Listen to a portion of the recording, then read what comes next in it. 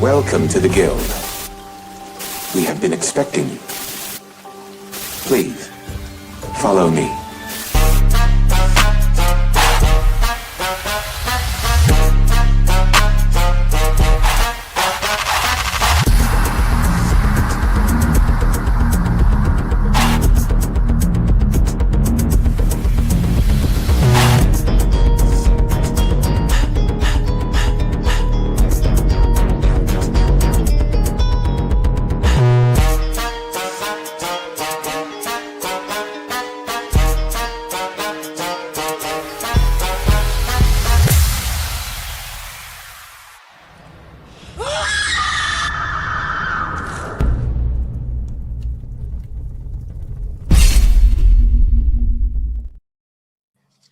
Hello, and welcome to our very latest episode of the Night Shift Let's Talk Gaming. I am CMoney, and I am joined by the always lovely Doodle. What's up, everyone? Happy Friday! Thank you so very much for rocking out with us tonight. Let's get it. Let's fucking get it. Yes. Yo, it's the reunion, baby. It's been like 4,000 years. But we're back 125,000 on a Friday night. Look at that song. Go ahead, baby. Sing that shit. Sing it. No, I feel so hyped right now. I don't know what the fuck's going on. I'm fucking amped. Maybe it's because it's Friday night. Maybe because the week's over. Maybe because we're about to talk about some dope ass shit. Maybe because we got the homies in the building. Woo! Shout out to the homies live in the building. Goddamn, it's been forever. We even got new camera styles out here since the last time he's been on. So let's start it off with our motherfucking homie, Mr. PSP himself, the motherfucking Pony Slayer Papa. You got Demo Flow Gaming in the building. Shout out to my boy. Let's Thank you for go. being here, player. Hey, what's going on? What's going on? Losing my voice. I don't know if you guys can hear. But yeah, happy to be here talking games with y'all. It's been a long time. Shout out to you guys. It's good to see you. It's good to be back finger blasting and whatnot, man. Let's get it. Finger blasting He away. ready. He ready. Yeah. Any given moment. Yeah. He's like, this is what I'm here for. Shout out to the homie Demo. Thank you, bro, for being here. go. Appreciate you.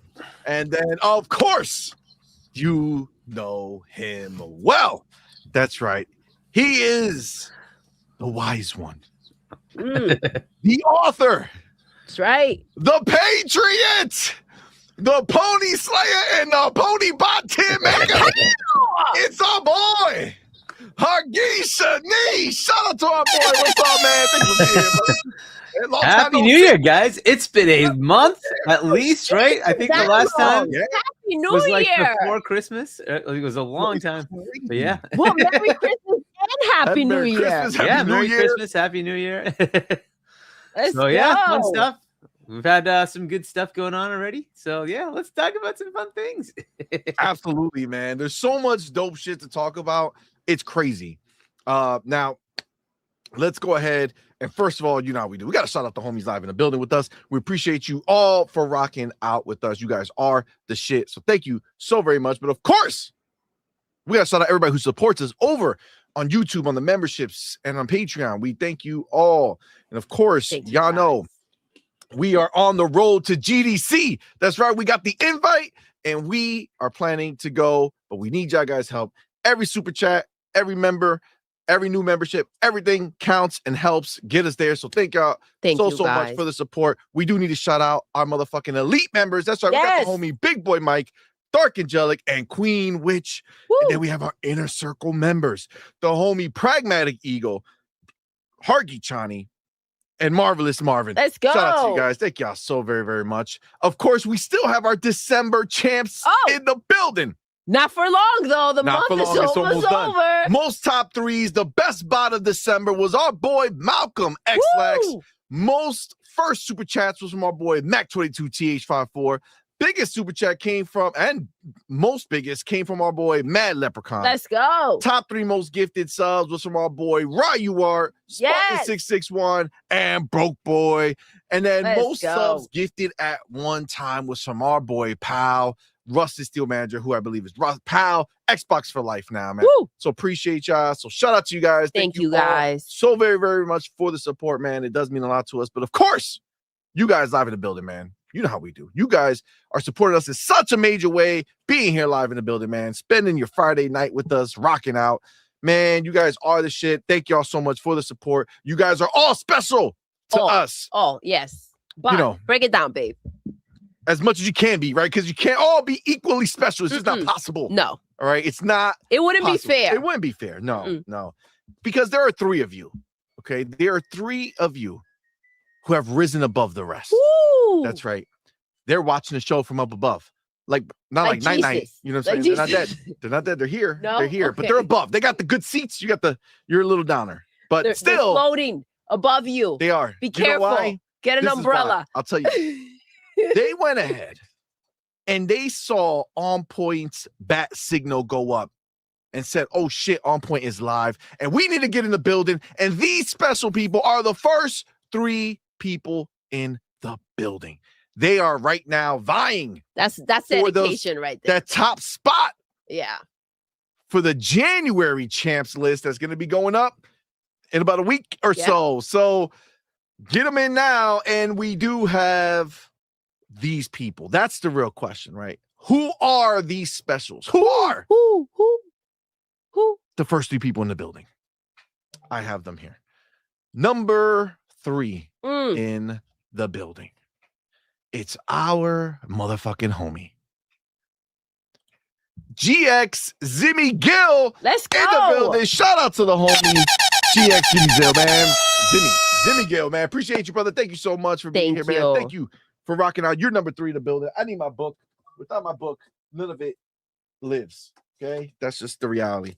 It has to be in the book or it didn't happen. You know what I'm saying? I mean, technically it's all recorded, but you know. Who's gonna go back? You know what I mean? Go back. I need the book.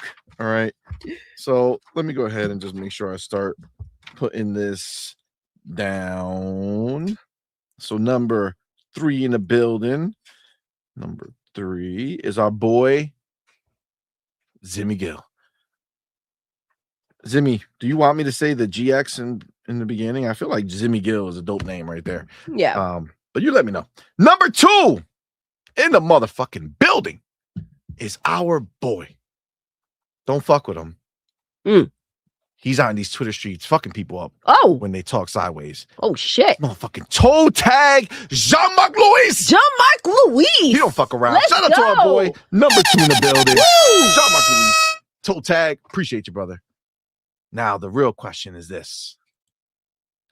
Who is the best bot of the night? Damn. Who was number 1 in the building? Making his motherfucking return. Oh. He said the king is back. Oh. Shout out. Hold on to your panties. To our motherfucking boy. Dark Angelic in the building. Shout out to our boy Dark Angelic. Number 1 in the building. Best part of the night. He's not fucking. Woo. He is not fucking around. Shout out to you, man. Appreciate you. He's back. He's back. Back at it like a crack addict. You know what I'm saying? He's not fucking around. Ain't nobody gonna take his spot now. He said, I'm back, baby. I am back. Appreciate you guys. Around. Now we know who the specials are. Okay. This is just what it is. So appreciate you all for not rocking out with us. Listen, before we go much further, we do have to go ahead and shout out the motherfucking homie Adidas 20 being a member for 23 months. Appreciate the support, my dude. Thank you, bro. Thank you so much. You're the shit, man. Thank you, my brother, for that support. That is awesome, man. Appreciate you. And then our boy, he came to fucking play. He said, I didn't get into the fucking top 3 today. But God damn it, did I come to party? Ryar went ahead and gifted 20 all point for Gamer memberships, man. Shout out to our boy Ryar, man. Let's go. That's Thank you, dog. bro. Appreciate so that support much. right off the rip, man. That means a lot to us. Thank you so much. Thank you. Y'all know what to do. Tell him, baby. Put that motherfucking welcome to the family emoji in the chat. Welcome our newest members, man. We appreciate each and every one of y'all. And of course, our boy, Ryar. You know what he's looking for. Give him what he Give him wants. that FB in the chat. You know what I'm saying? Put that FB emoji in the chat. Don't be shady. Do it Give right. him what you want. Do it right. Go the full length. Go. Oh shit. Just saying. Gotta keep it a buck. All right. Not just the tip. You don't want the guys. tip. You want the full length. FB's in the chat. You know what I'm saying? FB's in Get it in. the chat. Now listen, today's gonna be a shorter show. Okay, so we're gonna get into it faster. I'm still gonna shout out to some of the homies in the building right now, but we gotta get into it faster. We gotta get into it quicker because we got stuff to talk about. All right. So I do want to shout out the homie Fillmore Pockets in the building. Let's see go. You, homie. Thanks for being here, man. Malcolm X Lax, the homie. Be Nice in the building. What's up, my dude? E Rikes. What's up, man? Appreciate you. See that I saw his post in our Discord talking about Fortnite, baby. Yes. The Office is coming to Fortnite. Oh my gosh, I'm so Fuck what hyped. you heard. Oh, I can't wait. I'm so excited. Thank you fire. for sharing. So shout out to you, brother. We got Red Ninja in the building. What's up, my dude? Snooky Jackson in the I did building. it all for the Nookie. Nookie. Snooky, not Nookie. Listen. Come on, man. What are you trying to Either way, potato. No, that's confusion. All right. Tomato, Trey Bone tomato. in the building. What's up, man? Space Trey Shot. was good. What's going on, my dude? Thank you for being here, man. Appreciate you. I look at Malcolm on time again. Have everything prepared. CMoney. Oh, I'm fucking ready to go. Wow. Okay? This is a new year, new me. All right, I'm not fucking around. Wasn't he the best bot of like December? Yeah, What is December. going on, Malcolm? I feel like I haven't heard his name shout out on the top 3, and he's like, you know. I mean, on Night Quest, he was in the top 3. Oh. We Doing It Live, he was number 1. Oh shit. And you know those games double. Another Night Quest, he was up there. Another Night Quest, he was up there. Oh. Another Night Quest, he was up there. What are you talking about? Malcolm has been crushing it this month, fam. I can't wait to see who makes it. We don't know where it's gonna shake out, but goddamn, you know, Malcolm might be up there. You know what I'm saying? Damn. You got Outward Lyric in the building. What's up, my dude? He was rocking out with us last night. Rocked out with us last night. Great show, man. Appreciate you being on. Thank you, bro. A pleasure, bro. Thank you, my brother. Absolute got G pleasure. Maybe in the building. What's up, my dude? The OG. Oh. OG. That's right. Crispy Bomb. Salute to you, my friend. Yo. Thank you for being here, brother. Thank you for rocking out. Fuck yeah, man. Amit Kumar, what's going on? Play up. What's up? Play up. Wow. You know what I'm saying? I hit those vocals falsettos. Are crazy, babe. Crazy. You got RC Polygon in the building. What's up, man? Let's see what he has to say. He says, you know what is really sad? There are people upset that there wasn't a shadow drop. That's like getting upset for your grandma not giving you $20 when you go over to her house. Oh, shit. I mean, damn. Run it, bitch. When you put it like that, it's like, shit, that's fucking cold. Nah, look, this is the thing. If you're used to getting the $20, though, I'm just saying. This is the reality. We're like you as a whole on the Xbox side of things. Every single one of us, whether we bitch about it or not, okay, are two different things. But no matter how we cut it, we're greedy now. You know what I'm saying? I'm just saying, like, if you feed somebody every day, right, just amazing food, right? You're giving us filet mignon every day. That's my meal, right? With olives. You know, nobody wants olives, dog. Nobody wants olives. Wow. But then a day goes by. Had to be brought up. And you're like, had to be brought up. Hey, where's my filet mignon? They're like, dog, I ain't got it today, but I got it for you tomorrow. It's not that it's like, motherfucker, how dare you? But it's like, oh, okay. Well, I guess this is not what I'm used to. I guess I'll just wait till tomorrow. You know what I'm saying? But the thing is that you have those people who would be flipping out. Like, yo, where the fuck is my filet mignon? It's like, bitch, be grateful that I've given you filet mignon, right? So, and you have more coming. It's just not today, right? So people are going to choose to bitch, right?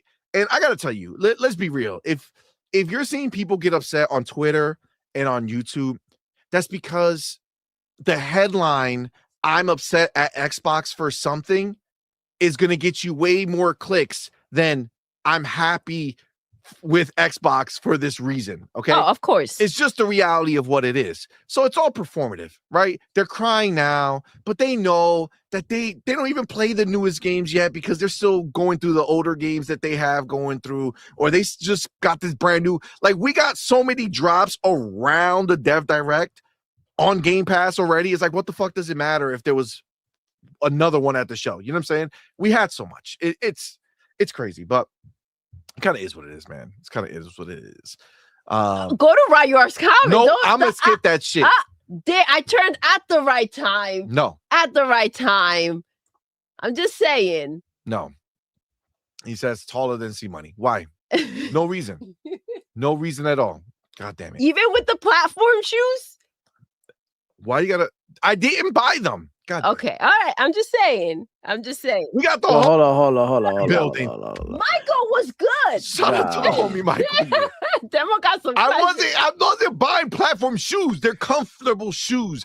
They just so happen to be higher up because there's more cushion when you're all on your feet all day, you know. And there's some things for work happening that I'm having spurts of time that I'm on. I'm like, maybe I'll get some more comfy shoes. But then I said no because I saw them. Okay. And that's it. All right. They were in your cart, right? But I put them out of my cart. Oh, okay. Hey, yeah. You know what they say? Contemplate. Platform shoes are to get away for lingerie. So I'm just gonna let it at that. Oh. No, thank you. Okay, no, thank you. Michael, you in the building. Shout out to him. Michael, what's up? He has some bars to say. He says, hi, guys. During Forza Horizon 5's first week of pre-order sales in Japan, it wasn't even in the top 100 bestsellers on Steam. Guess where Forza Horizon 6 is at right now on Steam in Japan? Number 2. Oh, damn. Bro, we already know it. Listen, I labeled this show, right? The title is Xbox dropping bombs on the industry. All right. Let's just be real. Let's call a spade a spade. You delete Xbox from gaming right now. You take all their games that they're making, everything that they have going on. In what's happening in the industry? What's exciting in the industry? Not a goddamn thing. Marathon? That's the excitement? That's the excitement that we got going on? Come on, man. The collector's edition of Marathon, the box that comes in it looks better than the goddamn game. That's crazy, right? Come on, man. Xbox is where it's at. That's just 100% the truth. No matter what all these fake-ass people on Twitter and on YouTube, they all want to cry and lie and do all this bullshit and just keep catering to their pony following that doesn't want to admit that Xbox is giving them excitement for the first time in years.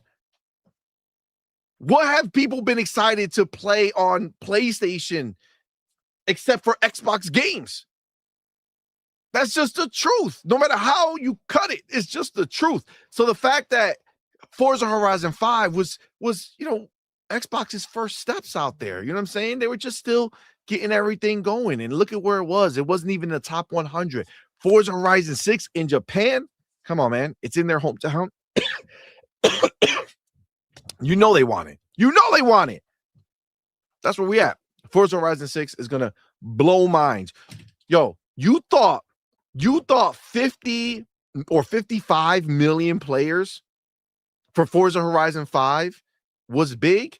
Wait till you see where Forza Horizon 6 shakes out, bro.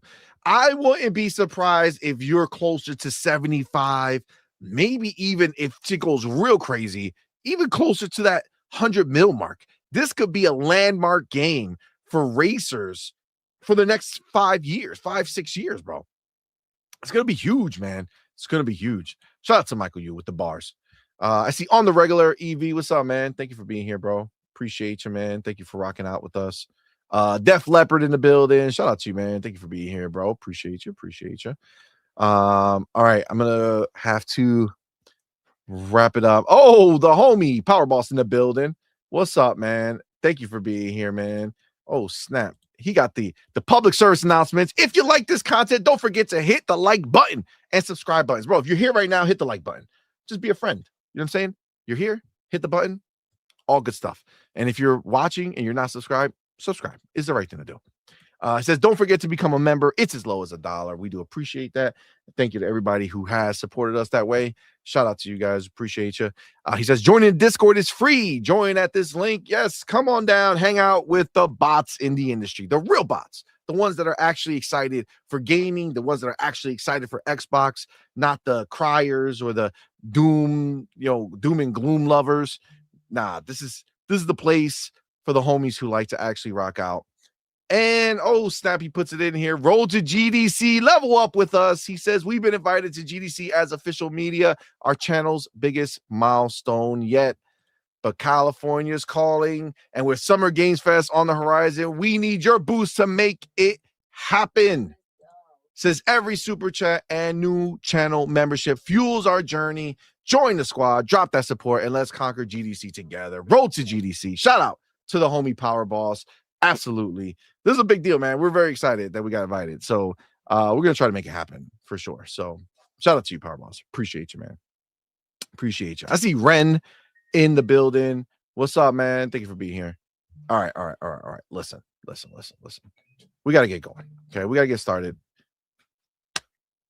Guys, what a fucking week we had with updates on some of the biggest games that are coming later this year. Also, maybe later than that. I don't know. We're going to see. And then we had the developer direct. Honestly, one of the best directs that I've seen in a very, very long time. So I don't know how you can, not be pumped right now. I don't know how you can not be excited for what's going on. But listen, we had an amazing time. Now, we talked about it, obviously, yesterday, right? Yesterday was a show. Last night, we had a big show going over a lot of the back-end interviews and such. Demo, you're muted if you're trying to talk. But before... Go ahead. Okay. Before we get started with like the rest of the show, because we have updates on Gears of War E-Day, we got updates on Clockwork Revolution, some Fable updates even beyond what we covered. We got an Xbox interview from the guy who runs that, not Phil Spencer. What's his name? The guy who used to be at Rare. Forget his name, but he has a interview that they've done. So I definitely want to talk about all that. But what I want now, before we get into any of that, are our homies right here, their hot takes. What did they think of the show? Craig Duncan, thank you, Amit Kumar. So, Demo, why don't you pop us off, man? What'd you think of the show? All of it, like as a whole, everything, like any exciting things, whatever you felt. Let us know. Oh, man, like, I think the show was great. I like the pacing. I like how passionate all the developers were about these games. There's one game that I didn't like too much because I'm not really into it. Maybe you and Doodle can go on like an online date or something, doing pottery tricks or whatever. But well, like I understand too that I'm not the center of the world, and that there might be other gamers and another demographic that might enjoy that game. At the end of the day, it's not the only thing that we have. You know what I'm saying? So we got other options like, the bits of the reincarnation game looked amazing. I found out today that yesterday that it wasn't a Souls-like, that it's more like an action adventure type thing with like a twist.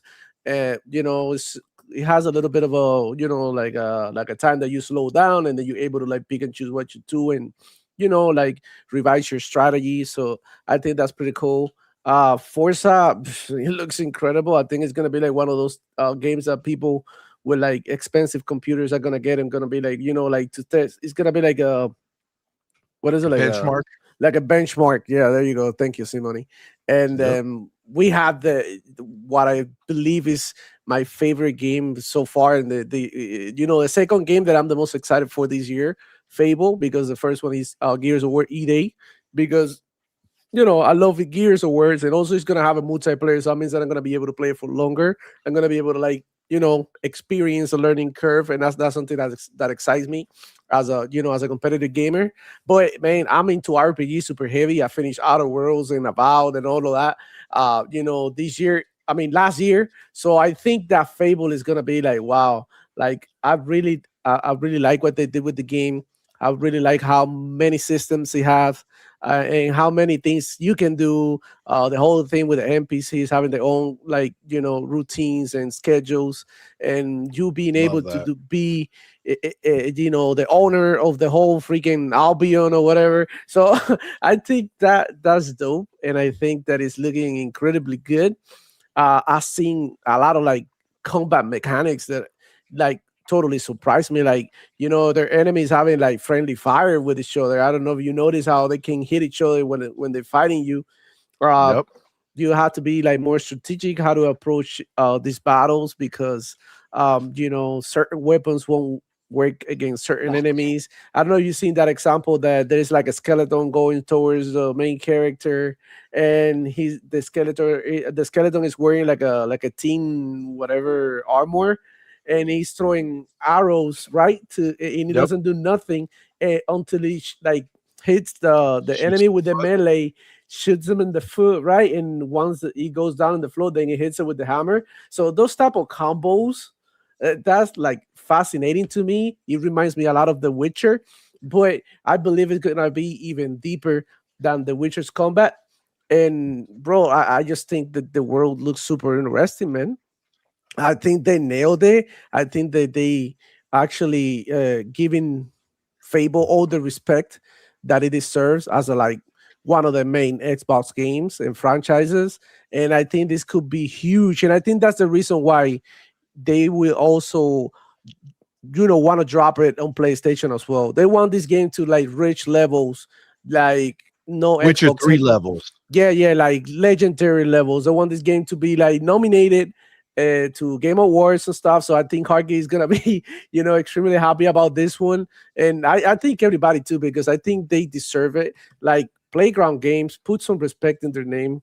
2 games like back to back in the same year. Obsidian style, bro. They exactly, and then we got like 3 games from Playground this generation.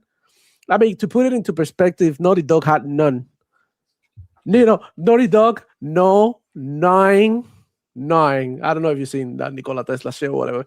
But yeah, man, incredible year for Xbox. I'm super excited. And I can't wait to play all these games with the drop on Game Pass. They want the Xbox everywhere.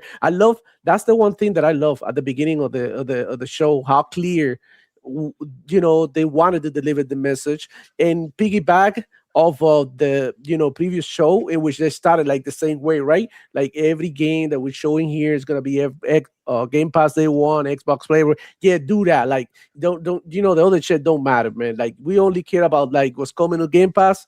You know what I mean? And Yep. I mean, for sure. I thought it was great, man. I really like it. Yeah, really, it was legendary. The only one thing, the weakest link was that, like, okay, what's the name? The Kill him. Double Fine game. Kill it. Yeah, kill him. But at the same time, like people smile ear Astrobot. So I think like That's what I said.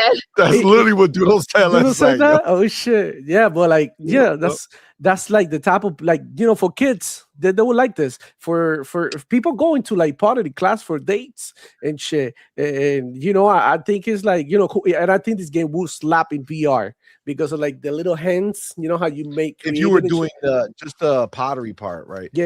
Like if you wanted to go ahead and do it. But I mean, look, and we talked about it last night, and like the game, obviously it's not necessarily probably geared to most of us. That doesn't mean that like situations will work. Like for me, I said it last night, but it's like, I think me, Doodle, and the kids will have a blast, of course, mess with it, having them build their little pot and stuff, and then go into battle. Once it doesn't, sometimes there are these games that you may not think you'll hit, or it may not be something you would enjoy, and they end up being hella fun. But also we're talking about a spot that they need to fill up. So it's good that they're taking steps in that direction. Agreed.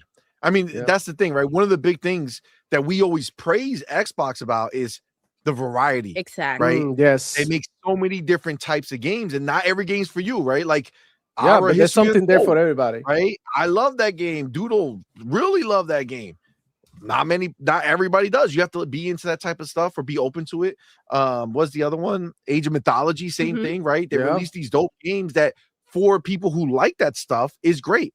Was it Pentiment? Another game that's not for a lot of people, but the people who love it, people are giving it 10s, doing all that stuff. But that's the thing. Like, you brought up Our History Untold, and I didn't know that I would like that game. The thing is that when you do have it available to you, if you don't have Game Pass and you're like, okay, well, I wouldn't buy this game. If you have Game Pass and you have it in there, it's like, well, might as well just try this game. You may end up loving it, right? And getting kind of hooked on it. Right. You just don't know. But certainly something that, we talked about was the fact that it should be on Nintendo. It would be something that we think would sell there. And, we do know that they know who's out there playing these games. This game is going to PlayStation 5, right? To the PlayStation console. They know damn well that there are a lot of casuals over there, maybe sitting there playing Fortnite, that may have, certain games, Roblox, that they may be interested in this type of game that as of right now, PlayStation is not supplying. Facts. Before we go forward, let me just real quick, because I missed this. The homie Day Reezy in the building. Shout out to you, man. Thank you for the $2 super chat. Thank you for that support, man. Thank you, love. Says Forza Horizon 5 and 6 make Grand Turtle look like a welfare case. Oh, you ain't lying. Man. I don't know how people play that. But I agree. And shout out to Why So Serious. I see you play. But yeah, I agree. Listen, it's gonna have its own demographic, and until you get your hands on the sticks, you may love it. You Demo, I saw you put up some clip of some game that you were so pumped for, this shooting game. And I was looking at it, it was like, goddamn, why the fuck would I play that game, Demo? That shit does not look great. But which one? I don't know. Graphically, it didn't look great. I don't know what it is. Some shooting game. You were jumping around, doing some shit. Oh, you posted it not too long ago on Twitter. But I mean, look, everybody has the type of games that they're into or that they'd be willing to play. And, it's like that ball game that everybody in the chat, ball pit, they lost their mind over. You just don't know what's going to take. And again, having a variety of players when you have a subscription service is something that is necessary. But you can't write anything off. You just don't know when you're going to get into something and you're going to be like, oh shit, I was not expecting to have that much fun. Yeah. So who knows? Agreed. Yeah. One more thing though, I wanted to say that before we moved on with the show about, that game, like I wanted to praise Double Fine because of how creative they are. Like Keeper didn't look like much, but he ended up being a great game.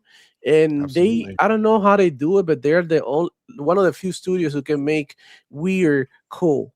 And if anybody can do is Double Fine. They got, I don't know, they're so creative and they were super passionate about this project. So I'm 100%. Thinking that, like you never know, it might even hit. Like, I mean, some Game Pass, try it out.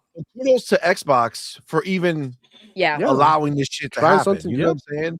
Like I'm telling you, the mandate for Xbox is do what you do, but do it well.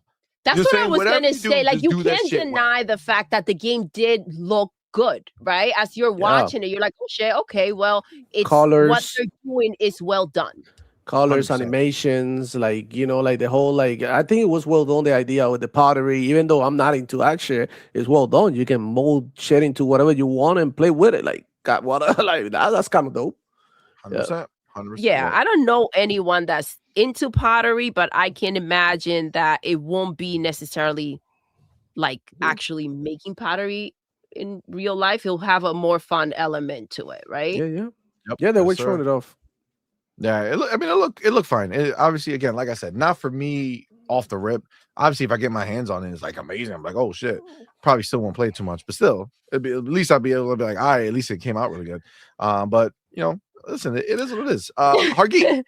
Look at Trey Bones comment. How you doing, brother? I'm gonna make an evil bong. That's what people kept talking about in the chat while we were watching it. They're like, I'm just gonna make a bong.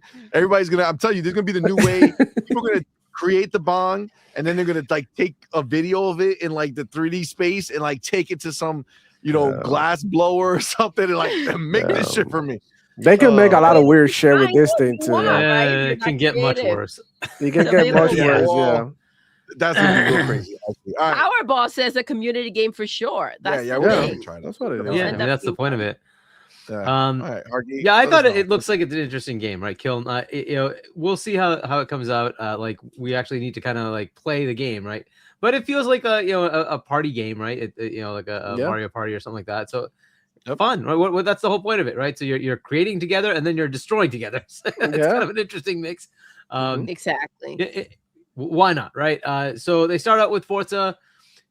Looks good. Like again, I'm not the racing type, but this is the one that I usually play. Horizon's pretty fun. You just tool around, right? So it looks cool. They added building, which is very interesting too, right? You can build out your own like little complex where you have all your stuff. Fortress. That's an interesting twist. So hey, what the heck, right? Like, let's see how far they go with that. We'll see what else they've added, right? So there's always something with those guys. They somehow manage to outdo themselves every time, and you're like, how do they keep like? So crazy. It looks like they're gonna have another smash hit. So kudos to them. So it looks really good. So we'll see how that goes. And it's coming up a few months. May 19th is coming out. So we'll see that one pretty soon. And then they drop Kiln, which is coming out in spring. Spring, it says. So it's coming out in the next March, few months April as well. Yeah, so sometime in the next few months it'll be coming out. So pretty good, cool. 2 games right there, first party. And then they show us Beast of Reincarnation. Well, actually, Kiln came afterwards, right? But Beast of Reincarnation, and that actually looks kind of interesting. We'll see what it is. The beauty, of course, is it's in Game Pass. Who cares, right? Just download it, try it, right? It's just like those other ones that you keep getting. You never know if it's something that's good for you. But Expedition was one of those. Wolong, right? There's also they've had so many of those kind of like double A-ish, let's say double A-ish games, maybe in the AAA level. And I don't know if you would consider these guys AAA or double A. Who cares? It looks pretty cool. We'll see what it does, right? It's another Japanese game that Asian game that they've brought in day and date. And it's from a pretty big publisher that's made a lot of games that sell a lot of copies. Let's just say that. So we'll see how it goes. It does have like an interesting premise, but we'll see what that plays like, right? So that's got like it's really when you put the controller in hand, have the game running, you get to really feel what the game is about, right? So but yeah, it looks like it could be fun. But again, to me, it's download it. Let's try it. It doesn't matter. 100%. I got it. So, and then the pièce de résistance, the game I was looking forward to, and it was the one that I was like, are they gonna F this up? Are they gonna make it right? Are they? And boy, did they just come out swinging. It was great. It was fucking awesome. That was just about the best they could do. The only thing that was not there for me was, is it co-op or not? And even if it isn't, it's fine. It doesn't matter. Like everything else was so good. It basically hit every freaking thing that you wanted to hear. It was so good. So open world. I don't know if you actually got through the Xbox Wire article, right? They had an interview. We went through the whole thing. It is a full open world. You can go anywhere you want right after the opening cutscene. Do whatever you like, and they made sure that if you go places, it's not like, oh, you don't have the high enough level to be able to fight. No. They're gonna make it that you can go anywhere you want, do anything you want. And they're like, we put stuff everywhere in this map. We want you to discover. We want you to have fun. Hell yeah, this game just sounds so awesome. I cannot wait.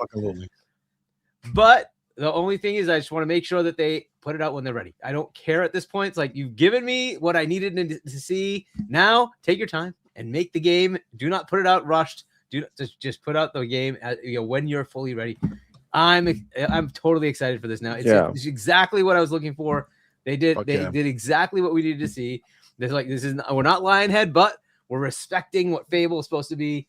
Dude, like every little like thing that you saw, it was perfect. Like you have a character creator, you can choose whatever you want.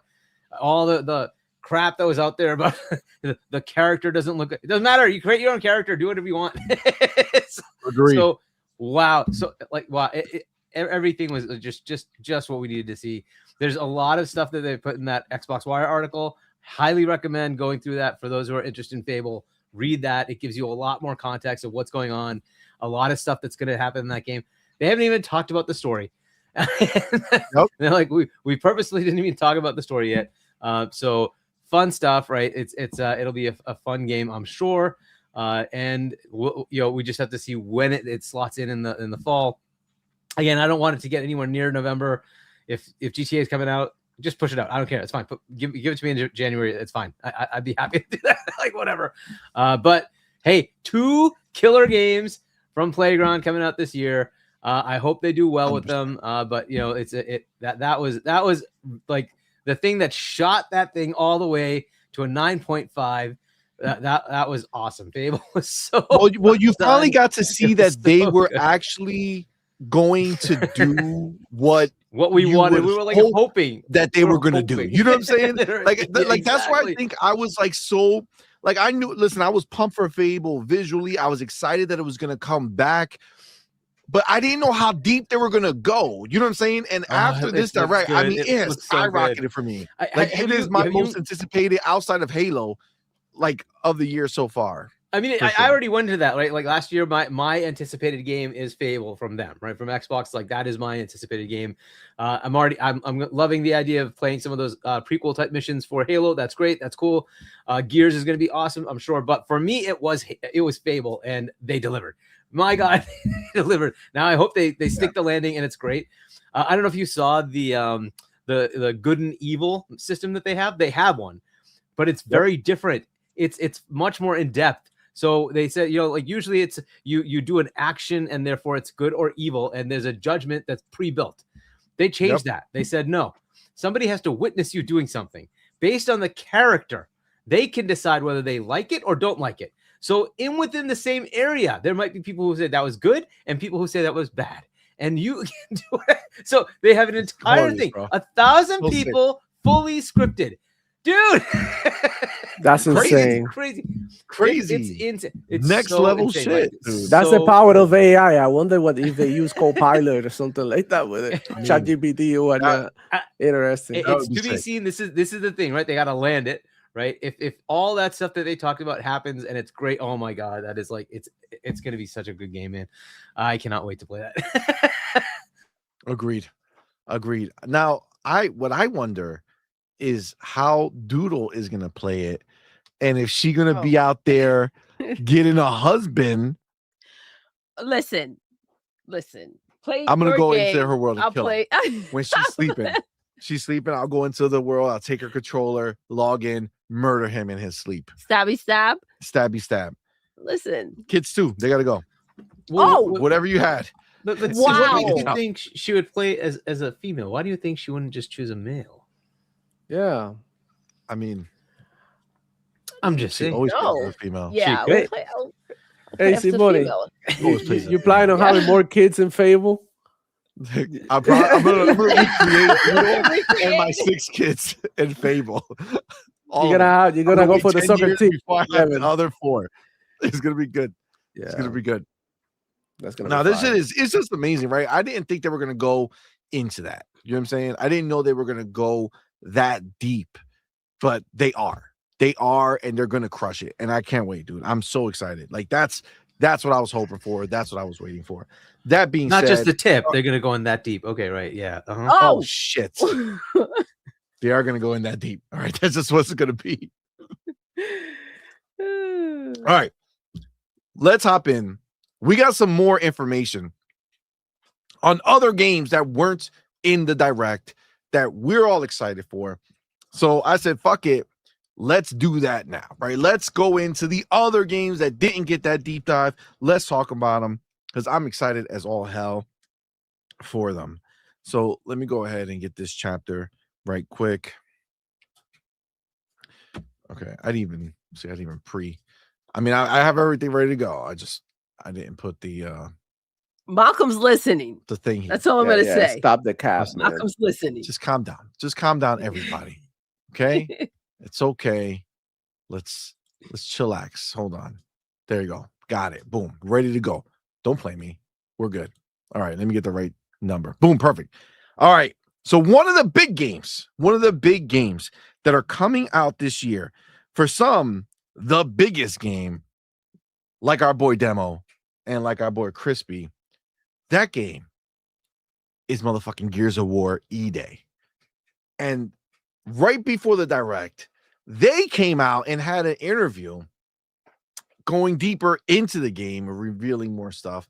So let's go ahead and let's dive in to what new news we got about Gears of War E-Day, which is going to be fucking phenomenal. But let's go ahead and get started. It says, this is from Games Radar. They did like this big old, interview with a bunch of the first party studios of Xbox. So we're gonna dive deep.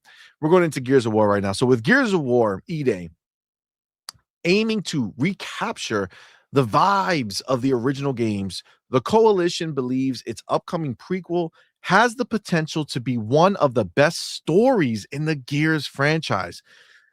That's going to be a tough one because, Gears 2 has probably one of the best stories in the series for me.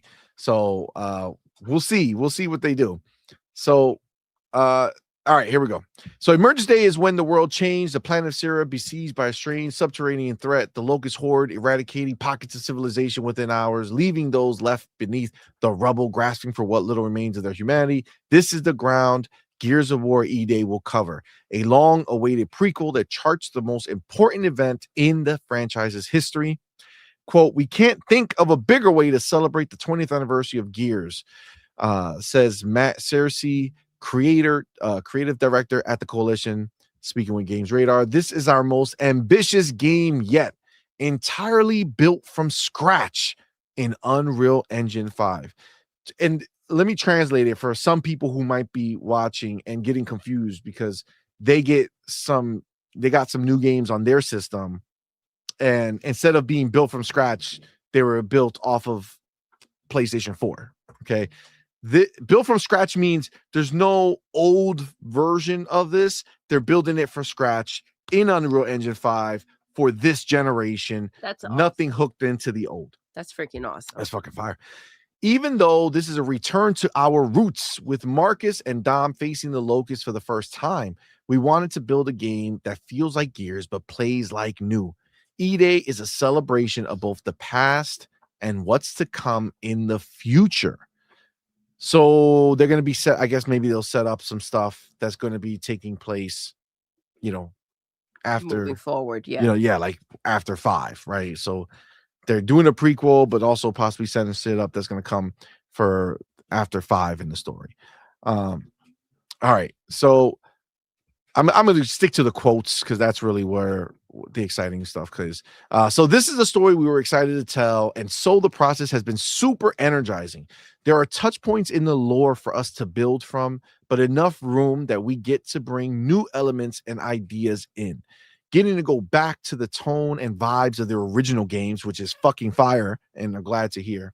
Exploring the details of Emergence and imagining what would happen to a city and the soldiers protecting it as monsters poured out from the ground was a great starting point to reintroduce the Locust and these characters, which I'm sure it's music to your ears, Demo and Crispy Bomb in the chat, to know that they're going back to like the roots, right? That darker, grittier, some would say scarier version of Gears. Do you feel that way? Do you think that? You excited about that idea? Man, I don't.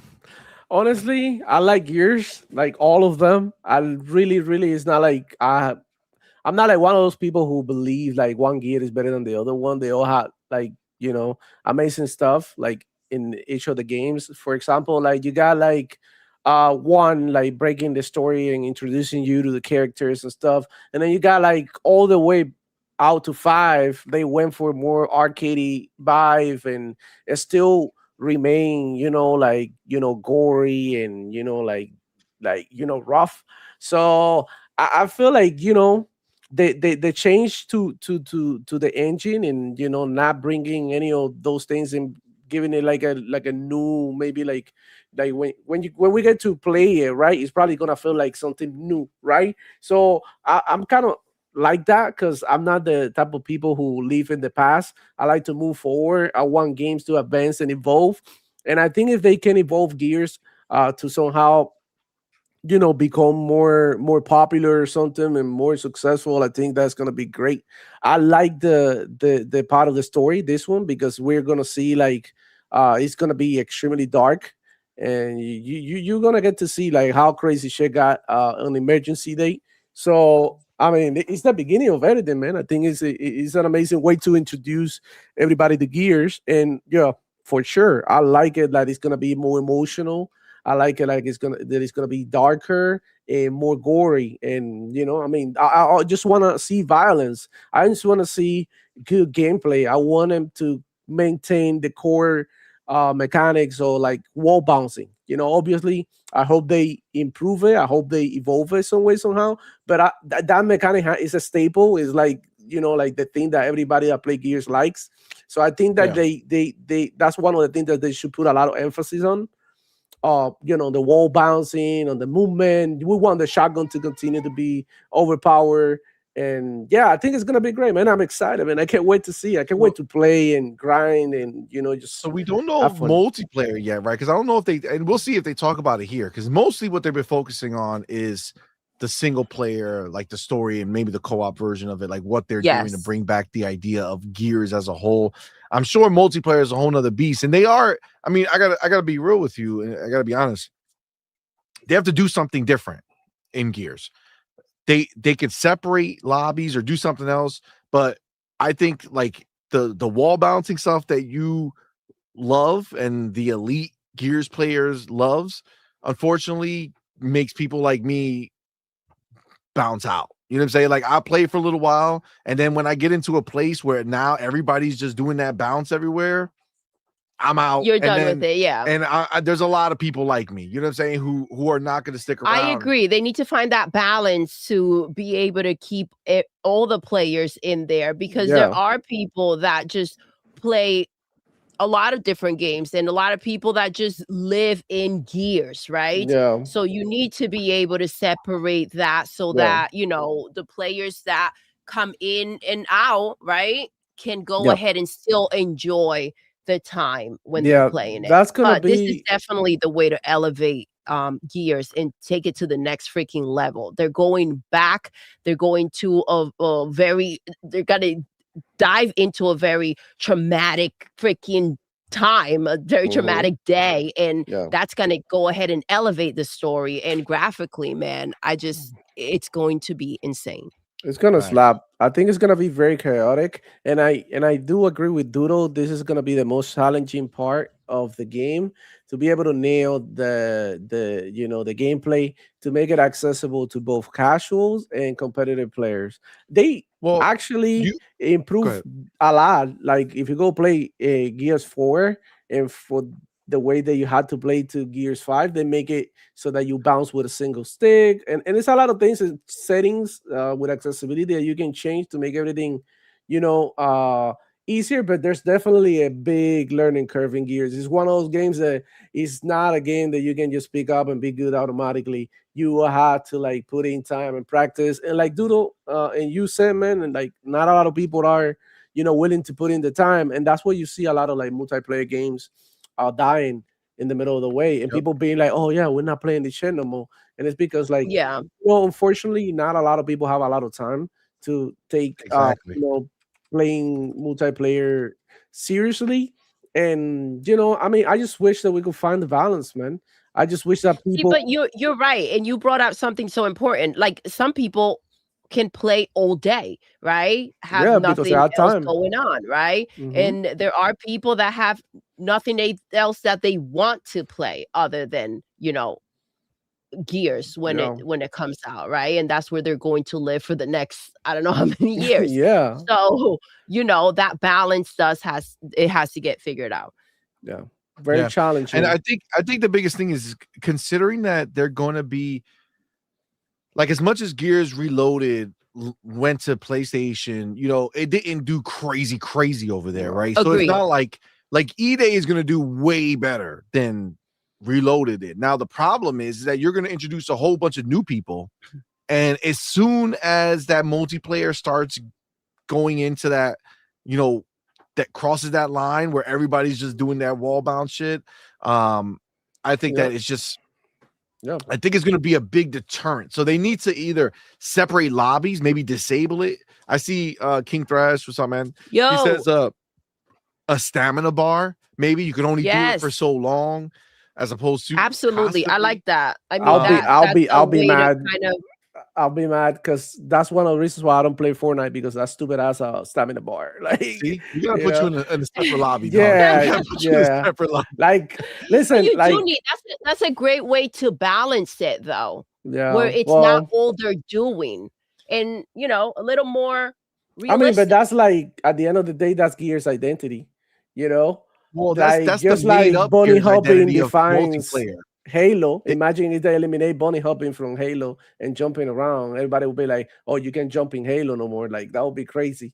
It's like, it's like, I don't know. I feel like that's the identity of the game. If they remove that and make it like, easier to do and all of that, like like that learning curve that keep you hooked and learning for months and months and months is gonna be gone. And then people are gonna get bored. So that's what I say, it's super hard to find the balance between, how hard I it think the is only and people who how are gonna easy be to pick up. bored are the people who are super hardcore into it. And the question is, how many people are going to be super hardcore into it versus how many people would actually play Gears on a consistent basis if it wasn't dominated by a technique that not everybody knows and understands how to Exactly. use. So I want to go back to your point, CMoney, because you did mention the PlayStation players and how they will be showing up more for E-Day than they did, this past summer. So like the situation is that you don't want these players to be intimidated or back off the game. You want them engaged. And in order to do that, you need to facilitate the situation. What they did say is that some games are bigger than the platform. So if you're going to put your games elsewhere, you do have to make sure that you even out the field so that these new players, right? And so that the players that are not going to live in Gears day and night have a way to go ahead and enjoy it. And in that way, they can maximize the amount of time that people spend playing the game. Agreed. That being said, Yeah. they really haven't talked about multiplayer yet. So No. once they kind of start doing that, then we can kind of Exactly. Let's wait and what's see. going on. Yeah, let's wait and see. Exactly. All right. So again, I'm just sticking to the quotes that I see because that's again where it's good new information.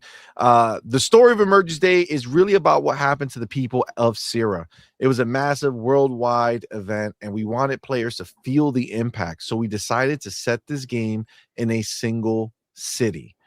Our story is set over consecutive days so that players can become intimate with the city. We want them to feel the loss of what was here, the history, the people, and the lives they were living. And then I love that. Right? Mm-hmm. Kelowna is a rich environment to tell a great story. You'll get to visit downtown city streets, historical landmarks, military installments, industrial emulsion refineries, and even forested outskirts. Oh man, I like a good forest. Yes. And as a battlefield, the game just plays great in a city. Is the best gameplay playground for an intense cover-based shooter like Gears. 100. He said, say it again. 100%. Yeah, I like that shit. Urban environments. Yep. Yeah, absolutely. Well, it's great to know they're thinking about it that way. You know what I'm saying? Like, it's not just the story, not just everything. They want the gameplay to be, used the best way possible by giving you a place to really use it properly, right? Like the one thing I didn't like, one of the things I know, like when I was fresh from Gears, is like at certain, obviously it's just a walkthrough, right? And certain parts is like, okay, well, this is the part where you push the car, right? This is the part you do that, as opposed to make it something that is a little more open-ended. Yes, a little more organic, right? How to exactly. And that's where I wonder where that balance is going to be. Are they going to make it where they're going to be giving us options in this world as we're going through, or is it just going to be a very similar, hey, this is the part where you gotta push the car, stay here and blow up that light over there? Excellent point. See, I would love for it to not be as structured, right? And have a little bit more freedom throughout that world. Especially with everything that they're bringing up, right? Yeah. Agreed. I would say though that it depends, and I'm not disagreeing, but I'm just saying like Gears, they do a lot of like I don't know, like handcrafted scenarios, Like right? set pieces.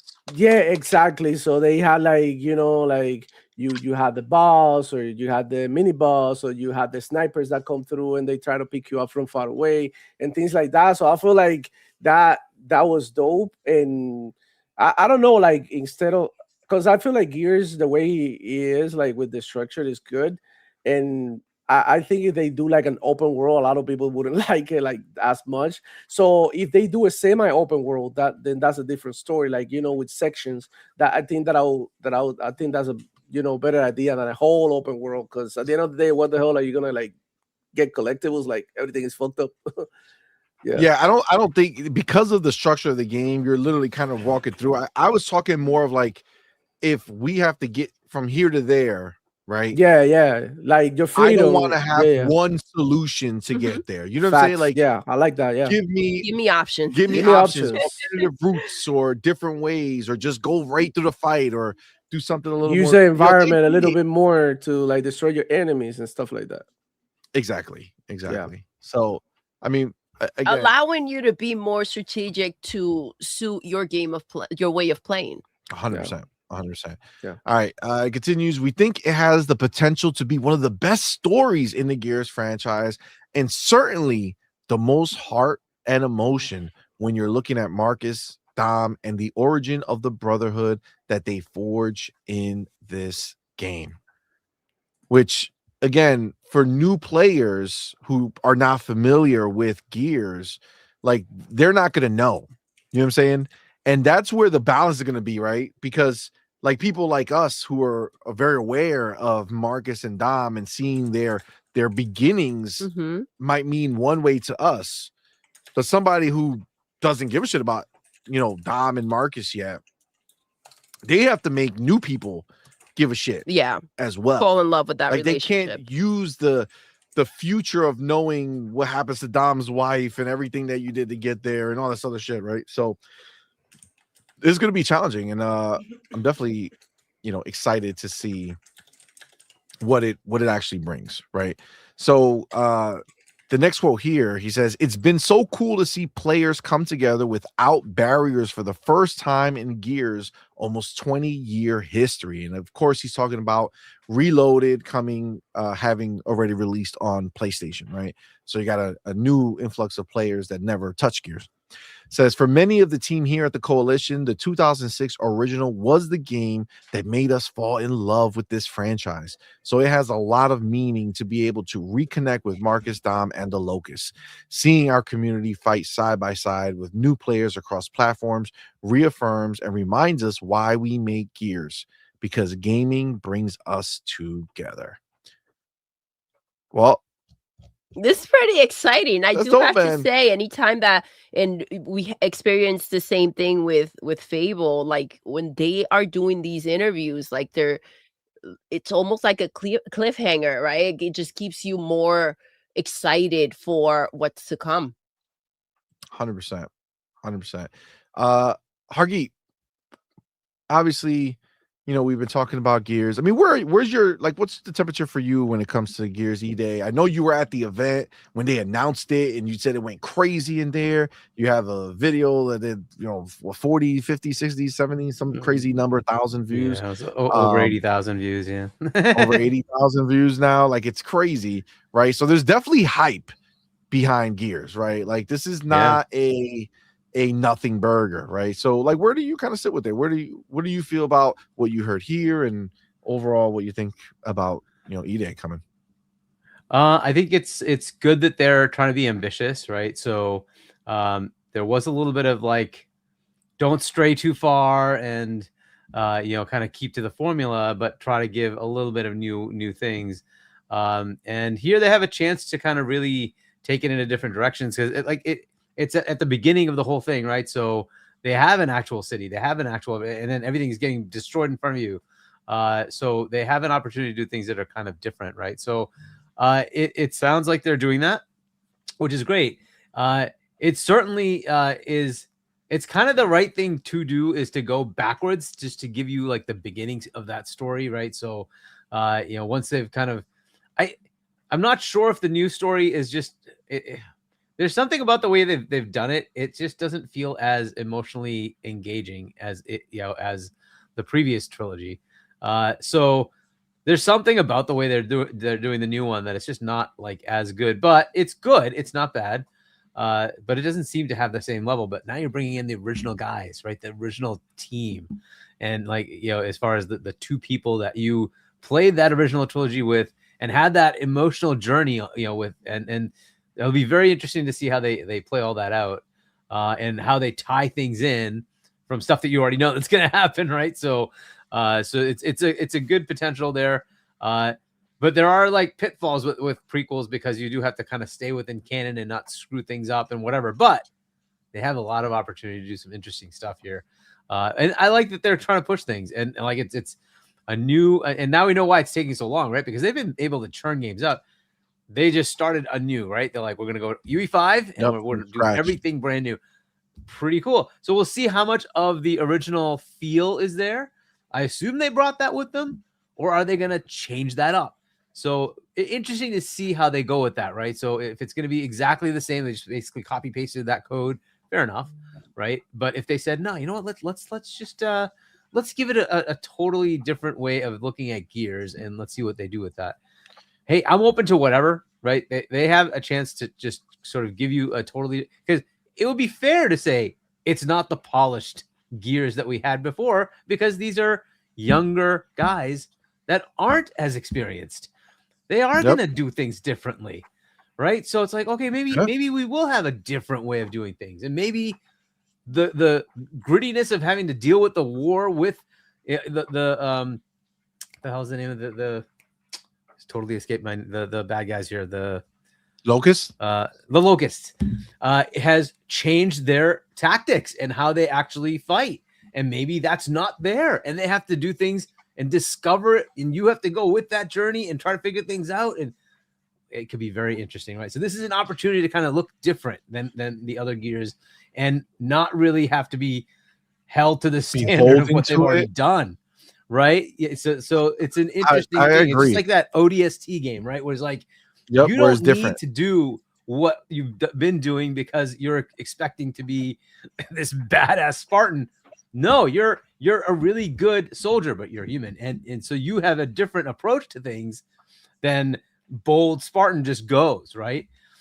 So very different. I like how it has that potential. We'll see what they do. He got his ass whooped in that trailer, right? That's not what you expect, right? Because he's not the Marcus we know. He's the Marcus who's gonna be that. But so this is, it's very interesting that we're in that beginning of that journey. And so now we get to experience that and learn with him. Superman yet. Yeah, exactly. So he's not the legend, right? So this will be very interesting to see. So it's great that we get to play this, totally different version of Marcus, and we'll get to see what happens with it. I hope they smash it though. I really hope they give us a great story, great they don't screw up this piece, because it is the original duo. And so I want them to do a good job with that. Make sure that they get that out right. But hey, they're taking their time, which I like. This is the beauty of the current Xbox. They don't have to put this game out in a rush. They have the time because there's so many other games. They're fine. Take your time, make it right. I like that about the current Xbox, because there's just so much. Absolutely. We have so many other games we already know about, right? They still have in their pocket. It's so true. It's so true. You made such a good point. And I really wasn't thinking that way at all, actually. But it really is like a fresh slate, because this is the thing. There's a lot of old heads that prefer the trilogy original, right? And then they don't really care for 4 or 5, right? But you have to remember that 4 or 5 are some people's first and only the way they experience Gears. That's all they know. Yes, somebody said my favorite. Is Gears 4. So there's a whole generation of people who don't know Marcus and Dom outside of the old man Marcus. Yes. In Gears 4 and 5, right? So they are different people, and I love the idea of kind of shaking loose from the rigidness, because you got to remember, like, as cool as it is that the formula that they had back then and that they've been able to kind of keep it going forward. And yeah, 4 and 5, changed up a lot, but even in like multiplayer, they kind of try to keep it all similar. At the same time, like, those games were made under constraints that we no longer have. Exactly. You know what I'm saying? Like, yes, those constraints don't exist anymore. And being beholden to the 2006 standards of a game that you made because that's what you can put out at that time, and because 20 years ago a group of people fell in love with that, understand, like, those people, they might not even be playing games anymore. You know what I'm saying? Like, they might be out the gaming business. And you do have to kind of strike that balance. And this is the perfect opportunity, because you are going to get an influx of people who have not experienced the original trilogy of Gears, who are not intimately, in love with the characters of Dom and Marcus and their relationship. So as much as like that brotherhood that we know is there, and it's interesting to us to see how that is gonna, how that formed and how they get to that point.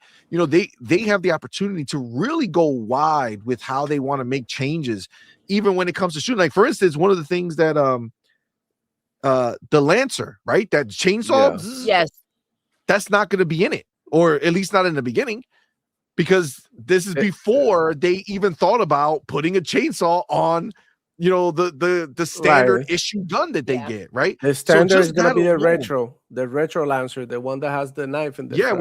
with the knife. Yeah. I mean, even that, right? Even that might not be there until they figure out that they want something for close quarters, right? So it's like they're going to be able to kind of play with the weapons and how things that maybe people back then didn't know that you could wall bounce. You know what I'm saying? Maybe they're like, I don't want to hit the wall. CMoney, you're hoping for too much. Yeah. Wall bounce, 5 minutes every day. In 2-3 months, you'll be good to go, man. You'll be able to hang. It's not whether I'm good at it or not. I'm not interested in that game. You know what I'm saying? Like, I'm not interested in playing that. Like, I want to run around and be a soldier and shoot the dude and get in cover and fight, not, act like I'm a fucking electric slide. How about this? Sliding around the map. How about this, CMoney? Download Gears 5 and hit me up. Let's do some 1v1s. It's not, to fuck you up or nothing like that. It's to show you how fun it is when you're moving side to side trying to hit each other, how goofy it gets. Especially when you're playing with friends. So do you understand where I'm coming from? Because I have experienced that a lot. And when you play like that with people that and you're playing around, like trying to like fool them and stuff, it just like it brings like more layers and layers, and you know what I mean? It just makes it like I don't know, more rewarding. Honestly, I think, and this is like low key. I think the reason that Gears never reached the heights of Halo and never really, became like the landmark of what Xbox was, the main event, is because it did go and break off into this silo of a skill level that you needed, where Halo did not. It got hardcore. Right? Yeah, it got hardcore. Yeah, exactly. Yeah, like in Halo, you're good, you're fucking good. If you're not good, it's just regular multiplayer. You know what I'm saying? Yeah, people bunny hop, but like people have been jumping up and down in games for years, right? This wall bounce is the other thing that's crazy. Shit got out of control. It got too crazy. It got too crazy. So it's like that is what kept it from being something that was huge. And I feel like they're gonna look at this as their chance to kind of restart that, reshape the expectation of Gears. And still deliver the basis of what we all know is just a dope as world and a dope as combat system and all that shit. Like they're and graphically they're going to melt us. You know what I'm saying? Though. So like this is a huge time for them, man, and I'm really, really excited for what is to come from them. So this is going to be a big thing. But again, in sake of time, we're going to move on to the next game that we're going to talk about. Let me get my chapter real quick. What do we got? CMoney? Oh, this is another banger. That's right. Is this one? Yes. Okay, another game that we have coming out maybe this year, maybe not. We don't know 100% if we're going to get a surprise at the end of the year. We had a surprise with Outer Worlds 2. We didn't think we were going to get that shit, and we got it at the back end of the year. True.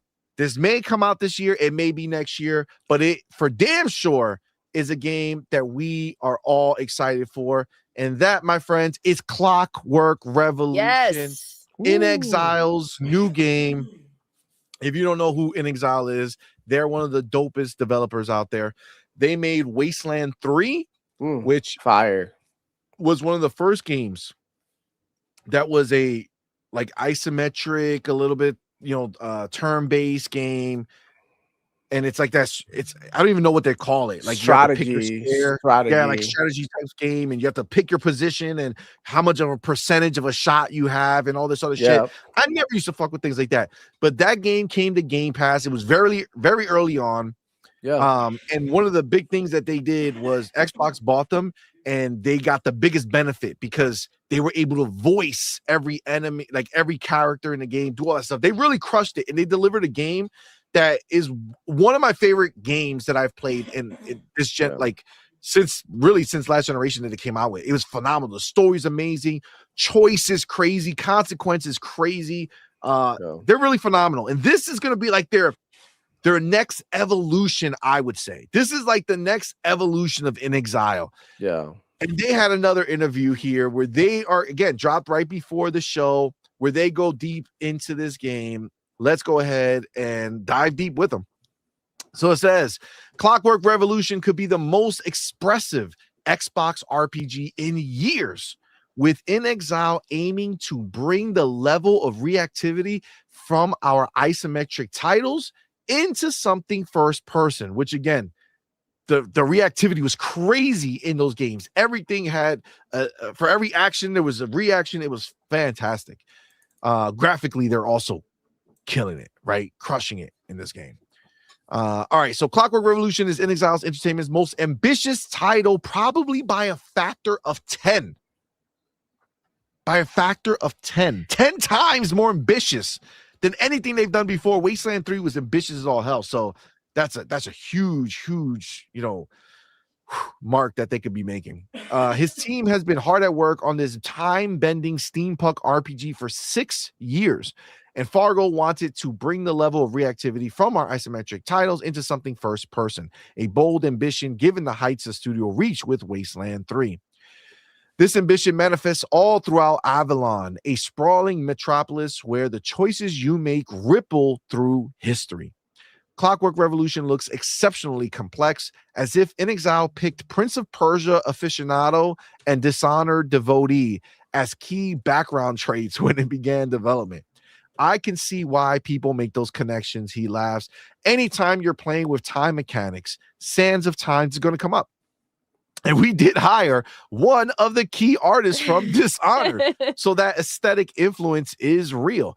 We seem to be striking a lot of different chords, which I'll take as a compliment because they are wonderful games. But the actual genesis of Clockwork Revolution was far simpler. We wanted to make a steampunk RPG. Now, he continues, Fargo believes steampunk genre hasn't been well represented in role-playing games. So In Exile is being the change it wants to see in the world, hiring several key people behind the legendary Arcanum? I don't know what game that is, to get this right, including Clockwork's game director, Chad Moore, and principal designer, Jason Anderson. Steampunk is in their DNA, he adds. If players are picking up vibes from Dishonored or Prince of Persia along the way, we're in good company. But we're aiming for Clockwork Revolution to be its own definition for time travel and reactivity. I gotta say, I love that kind of that confidence. Yeah. Which we've been seeing lately, right? Like I feel like Playground leading up to the developer direct was cocky as fuck. Seriously. Like on Twitter, they're responding to everybody who messaged them. Like, oh, you won't believe it. Wait and see. You won't be disappointed. Like, they don't give a shit. They know they're swinging hard, right? Yeah. And I feel like this is just what we're seeing throughout all of Xbox Studios at this point. Yeah, and that's the confidence you want to hear and you want to feel from, the people making the games, right? Like you want that excitement. I think that part of it is being able to create things that, right now that they maybe didn't think would be possible to make a reality, right? So pushing those boundaries and seeing them come to fruition is exciting. So I think is that kind of like giddy, can't wait for you guys to see what we've made. But that confidence, man, I love that. Absolutely. Clockwork Revolution casts you in the role of Morgan Vanette, an exhaustively customizable character who discovers a way to wield temporal manipulation. From there, you are thrust into an adventure across time, where the choices you make on your trips to the past can change the city, the people, and the stories of the world around you on micro and macro levels. In Exile very much hangs its hat on reactivity. Fargo continues, explaining that the studio is hell-bent on creating a truly malleable sandbox. That's really exciting, man, especially coming off of Fable, right? Coming off of Fable and seeing what their ambition is and seeing how they want to make all these choices matter and give you that freedom. I love this new world that we're getting into with games from Xbox, where it's all about, pushing the boundaries and every experience not necessarily being the same across the board, because there's so many different outcomes and options to what you can choose to do in every given moment. Kind of talking about like what I said with Gears, how like I'm not looking for an open world, but I hope they don't fall back on the same tropes of like, okay, we got to this part where it's this one thing that you could possibly do, and maybe they can give us more variety in how we tackle things, right? Yes, because we were talking about this, and I had mentioned how it's just the same game, but we can all have different experiences with it, right? And I think that freedom that they're giving the players, it's necessary, right? To kind of make us feel like we're more in depth with the story, like it is our story that we're playing, right? Our version of the game that we're playing. So yes, the outcome is determined by you, the player, right? Agreed. He continues. For me, if you got something to say, buddy? No, I'm good. Just like agreeing with y'all. Yeah, all right, cool. I can't see you. That's why, because I'm on the other screen. You can see me like this? No, because I'm on the screen reading, so I can't see all of you. So I just heard you say something. I didn't know if you were trying to talk. For me, role playing means I can play a role and actually affect the world around me. If all paths lead to the same outcome, the immersion breaks, and you start to feel like you're just playing a game rather than living in one. Ooh. God, that speaks to me.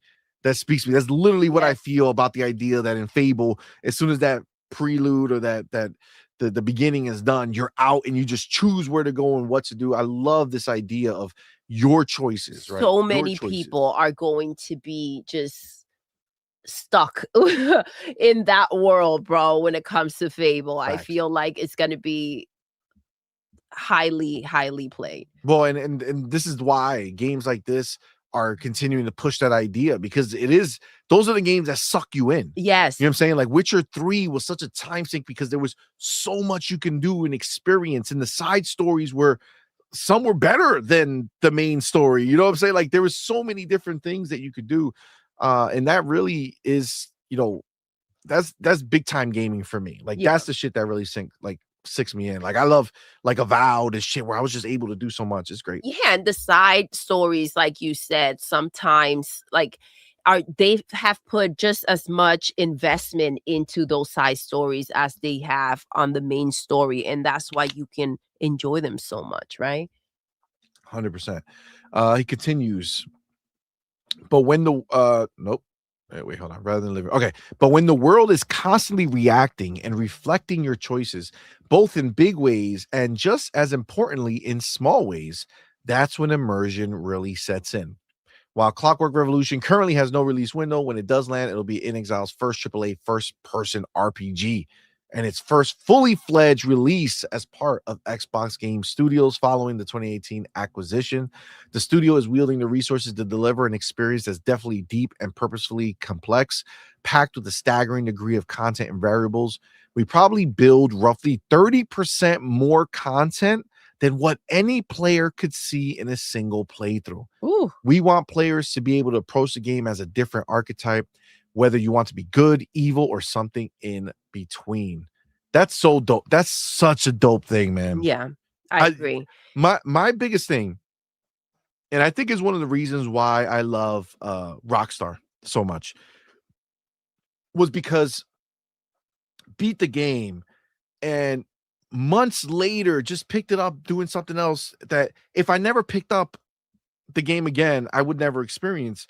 But I was able to just remember the scene where we walked up to that house. They were having a party in there, and I walked too close to the window at night, and they saw me, and they all came out with their guns to shoot me. And it was like this crazy thing. Party was over, and people were dead, right? They didn't have to make that. There was no purpose for that to take place other than for me as a player to feel like I was in this world. Yes. And I contributed to something that happened in this world, right? Like I was the reason that party was over and a bunch of people died. Right? If not, they would have just been rocking out, right? They would just been rocking out. But that's part of the immersion, and that's something that maybe not a lot of people got to experience. 100%. And we've brought it up because it was such a cool moment. And we've brought it up quite a few times, but I do have to say, you know, this is so intriguing, Clockwork Revolution, to me. The fact that, you know, we talked about Fable and how your choices they're going to dictate how people respond to you, right? And how they see you. And the fact that in Clockwork Revolution, the whole world is reacting to your choices. Like, this is going to be insane. Agreed. 100%. All right, it continues. Morality is a tricky thing in Clockwork Revolution. The RPG will always be weighing your decisions and reacting appropriately. And Fargo is keen to stress that everything from the grandest acts of altruism to the smallest of microaggressions will help to define your character. No matter how you want to play, be it savior of the downtrodden working class or the next great scoundrel of history, In Exile wants to get out of your way and observe the carnage. Here's what's really important to us. If you don't allow the player to be bad, to really go down those rabbit holes and see those consequences play out, then they never had free will to be good in the first place. Oh, damn. Oh, I love that. Yes. They're not choosing to be good. They're just being forced down a path. We think it's essential that players are making that choice, not having it made for them. We also have a very dark sense of humor, which makes all of it even more fun. Oh my gosh. Bro, that's so sick to hear. I hope this game comes out this year, but it's okay. Just like drop it when it's ready. But man, I am so excited. It is true what they're saying. Like, you don't really have a choice. There are so many times where, you know, I'm playing a game, I want to just kill everybody. It doesn't let you. Right. So it's like, or if it does let you, it doesn't actually like appropriately handle the situation. Yes. And you just like basically you just get like this bad version of what's going on. Exactly. Like, let me make my own decisions, right? Let me play how I want to play and enjoy the story that I want to enjoy. This is so dope. This is going to be so cool, man. Yeah, 100%. All right, layered into all of this is an expressive approach to character progression, gadget upgrades, and weapon development. Honestly, it's a little dizzying. In Exile is keen to make you feel like a true steampunk tinkerer, something which is perhaps reflected best in the weapon systems. Once you find a gun, it's yours to keep throughout the entire game, transforming over time as you experiment with hundreds of different permeations. The complexity is very intentional. We're intending for this to be a game where players go online and debate what the best build is, or share tactics and discover emergent strategies we didn't even anticipate. And that requires a lot of variables. It also requires you as a developer to not be afraid to let people break your game. Yes. Like, you need to make it where it's possible that somebody stumbles upon a configuration that just makes them a complete and utter like monster in your world, and they can do anything or kill anybody quickly or whatever it is. Like, you have to be willing to kind of let that happen in order for there to be truly the ability to do this, right? Says we want players to navigate the world and combat in a way that suits their play style. It's the same philosophy we bring to the narrative side. We make that flexible so people can make it their story, whether it's how you spec your character, how you modify your weapons, or how you handle a conversation. The goal is for players to feel like they're authoring their own experience. And that, my friends, is the update to Clockwork Revolution. God damn. Does this shit sound fire? No date. Oh, no date. God, yo, this is another Xbox banger. You know what I'm saying? And we like, it's crazy how I'm so high on Fable and how excited I am for that game and how crazy that game is gonna be. Yet, like, if this was the game coming out this year and it wasn't Fable, I would be so pumped for this too. Yes. You know what I'm saying? Like it's crazy what we have, and they're gonna give us this game in Game Pass, my dude. That's the level, but you have that same level of hype, right? So, like you said, it could be either one or give us both this year. You know what I mean? Facts. It's just that I don't think they should do that, but anticipation for a lot of these Xbox games. It's wild when you are hoping to, you think of PlayStation, they're like hoping to get one good game, maybe two a year. And we're talking about all these games, and they're out here talking about letting us in and fearlessly and excited about what they've produced, man. You can't, like, this is the future of gaming, flat out. That's it. Facts. Agreed. 100%. Guys, I want to hear what you think. Obviously, we covered a lot of ground here, so really you can kind of take it from any angle that you want. But Clockwork Revolution, I don't know if it's coming out this year. If Fable was coming out in the beginning of the year, then I would be like, okay, maybe Clockwork might be sneaking in. But I personally feel at that point, between Fable and fucking Grand Theft Auto and Gears and Halo kind of taking up all the oxygen, this would just be another humongous game that probably deserves its own the spotlight, right? Like, I would love for this to be in a Avowed spot next year. Oh my gosh, don't mess with me. I was waiting for what was gonna come in and take that spot, and it's like, don't even put that in my mind right now, because that would be amazing. Can we go to Mac real quick, please? Go ahead. Oh, that's right. We got the homie Mac 22 for the building. What's up, my dude? Thank you for being here, man. Thanks for the super chat. Says just got here. What I missed? Up, y'all? What's up? Listen, Happy Friday, love. You missed the deep dive into Gears of War E-Day. You're gonna have to rewind to go listen to that. But we just did the Clockwork Revolution deep dive, which is, come on, man. This was fire. But appreciate you, man. All right, Demo Man, let us know, man. What do you think of Clockwork, man? I don't know where your head's at with this game. Are you as hyped as I am about it? Like, where do you sit with Clockwork? Man, I love the RPGs. And, this is an FPS/RPG for what we could see in the trailers. There's going to be, like, time manipulation. There's going to be a bunch of, like, fancy, cheeky gadgets. So I'm into all of that, man. I'm super pumped for this one. I love In Exile. I think they're gonna knock it out of the park. They already nailed the steampunk vibes. They already nailed the aesthetic. They already nailed the humor for me. I feel like the tone is fun. That little character in there, like that looks like an old people doll or something. I don't know, or whatever. Yeah. I think it's dope. Those creepy dolls. I think this game is gonna have legs, and I'm super excited. I'm pumped. I want to see what the hell you can do in this game, man. But I don't know, CMoney, if you've seen, I sent you a DM. I don't know if you're gonna talk about it. Don't want to spoil it, but there is even more information about more Xbox games and the possibility of these games coming out even this year. So I mean, this is the 25th anniversary, so expect some, a little. Some level of madness. We're definitely gonna get into that one too. That's gonna be part of. I already have that. Okay. So I'm pumped. I can't wait to play this shit, man. Yeah, ponies cry me a river. You don't know if you even gonna get this one. Let's go. I mean, look, even if they got it, my dude, they're gonna be. Yeah. This is what I love. I love the idea that Xbox has matured to a point where they're putting out their babies, right? These games that they're making, and the world is going to fall in love with them. You know what I'm saying?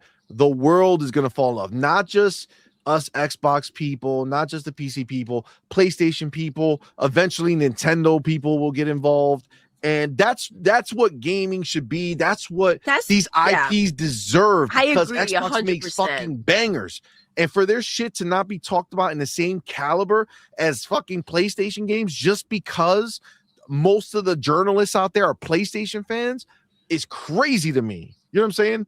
I agree with you. It's you hear these interviews, you see these games, and you're like, everyone should have access to them. Like, you know, the fact that they've worked so hard, and then it's dictated by what's going on out there with the media and what they want to put out there. That has been cemented, ingrained.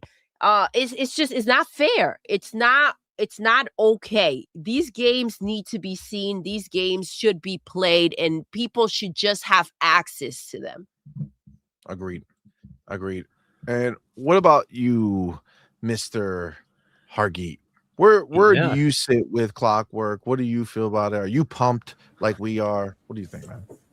Yeah, it looks great. I mean, this is going to be like so In Exile and Obsidian were together as one company. Interplay, I believe, was the company.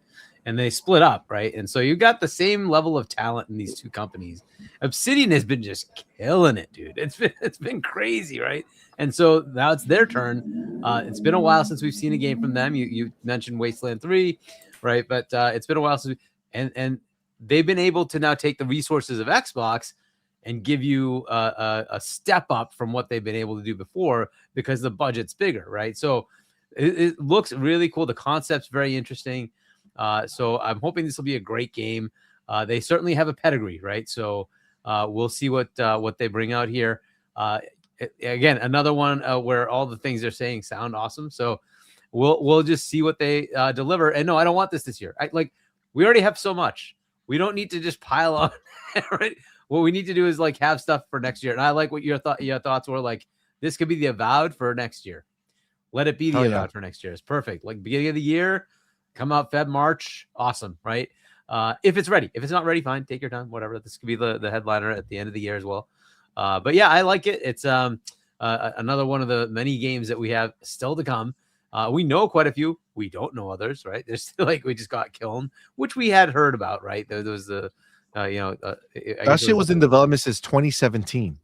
Yeah, it was something that they kind of announced, and then they just kept working on the side, right? And eventually got that out. Cool, right? So again, their main game from Double Fine, we don't even know what that is yet. That's still to come. We still have OD and Blade and State of Decay and on and on and on, right? So much more to come. We still have another big game to announce for this year that we know is going to happen, which is going to be Call of Duty, of course.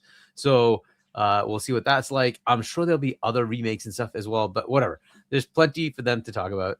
But yeah, yet another great game. It's interesting that they're talking about it now, which I'm going to guess that this is going to be a big game again. Maybe this, because it really got big reveal in the last June showcase. Are they going to show it again? Or are they going to stay silent and say, you know what? We're going to show you when we're ready to show you gameplay, and we're going to really, knock it out in a dev direct, and we wait a year or two, right? So either way, it doesn't matter. Xbox is just killing it. They just have so much to showcase, and they just keep giving us game after game. And of course, it's all in Game Pass. You can play it on your 100%. PC. You can play it on your console. Play it wherever you want. Awesomeness. And if you want to buy it on your PlayStation, please give us the money. That's great. Please do. I want to keep seeing my Game Pass. And not that I'm making the money, though I suppose I have plenty of stock at Microsoft, but not that I'm getting the money, but I am getting it in that I don't have to pay for it because Game Pass keeps getting it. That's and it. I don't have to worry about that because you keep funding my Game Pass. They hate it. Hey, listen, let me tell you something, Hargeet. You're not on social media. They hate that we are so happy that the games come to Game Pass and they have to pay for it. They hate that idea, but I'm sorry, fam. I love it. I love it. I don't give a shit about it. Anything else. You're welcome keep buying. to go to PC. We'll keep You're welcome to get a freaking Series S. or Whatever they X. want. Hey, you know, They're making if the you choice. wanna That's a play, personal choice. We're not responsible for their whatever. dumbass decisions, but that's fine. All right, for the sake of time, we're gonna move on to the next game, man. And You should share yes, that image that is in there. what Uh, images and where? that I'm sharing. While you were having a I didn't see it conversation, down here. yeah, Which you guys one? This missed one it. down here? Game Pass funders. Nice. Wow. True. 100%. What is this one? Oh, That's my fucked God. up. That's Wow. fucking wild. hey, Why? that's the main character right there, bro. Oh my God. All right. So next game that we're gonna go ahead and talk about. You Is actually left the actually- chat as a background. Yeah, I know. No, we're gonna bring it up right now. The Savage. next game we're gonna talk about, guys. And listen, we did a deep dive yesterday on it, but goddamn, is there more to Fable? Ooh. That's right. There's more interviews, there's more information, and we're gonna dive into it. This time, Ryan McCaffrey and Wesley Yenpool from IGN sat down with what's his name, Ralph Fulton, to go ahead and talk about this banger. And they have some different tidbits that we heard in the other interview for the Xbox Wire, even though that was a fantastic interview. If you guys missed it yesterday, take your ass back to our show last night. Once this one's over, just press play on the other one and we go through the whole big ass fucking Xbox Wire about Fable. So if Amazing you really, questions. you know, I gotta tell you right now, I think this is one of my favorite things right now, because this is bringing me back to when I used to be in high school looking at Fable details on that old ass computer that would fucking take 48 years to put one page on my screen. And now I'm just looking for every ounce of detail I could find. So here's more Fable. Let's get right to the interview. So Ralph, I wanted to start here. Number one, that was super impressive. We'll get into it. As a Fable fan, that made me very happy. But I wanted to start here, which is the beginning. How did this come to be? How did Fable come back? How did it get to you guys? By the way. Oh shit, my bad. Oh, I gotta take this. Oh, okay, hold on. Remove. There you go. Sorry. Bam. Okay, so the question is, how did this come to be? How did Fable come back? How did it get to be you guys? Did you pitch Phil? Did leadership come to you? Give me the origin story on this project. Ralph Fulton says, yes. Yeah, it's almost lost in the midst of time now. It was such a long time ago. And if you guys remember, he's not messing around when he says such a long time ago, because if you remember, before they were purchased, there were rumors. Before Playground was purchased, there were rumors that there was a UK studio bringing back Fable. That's a long ass time ago.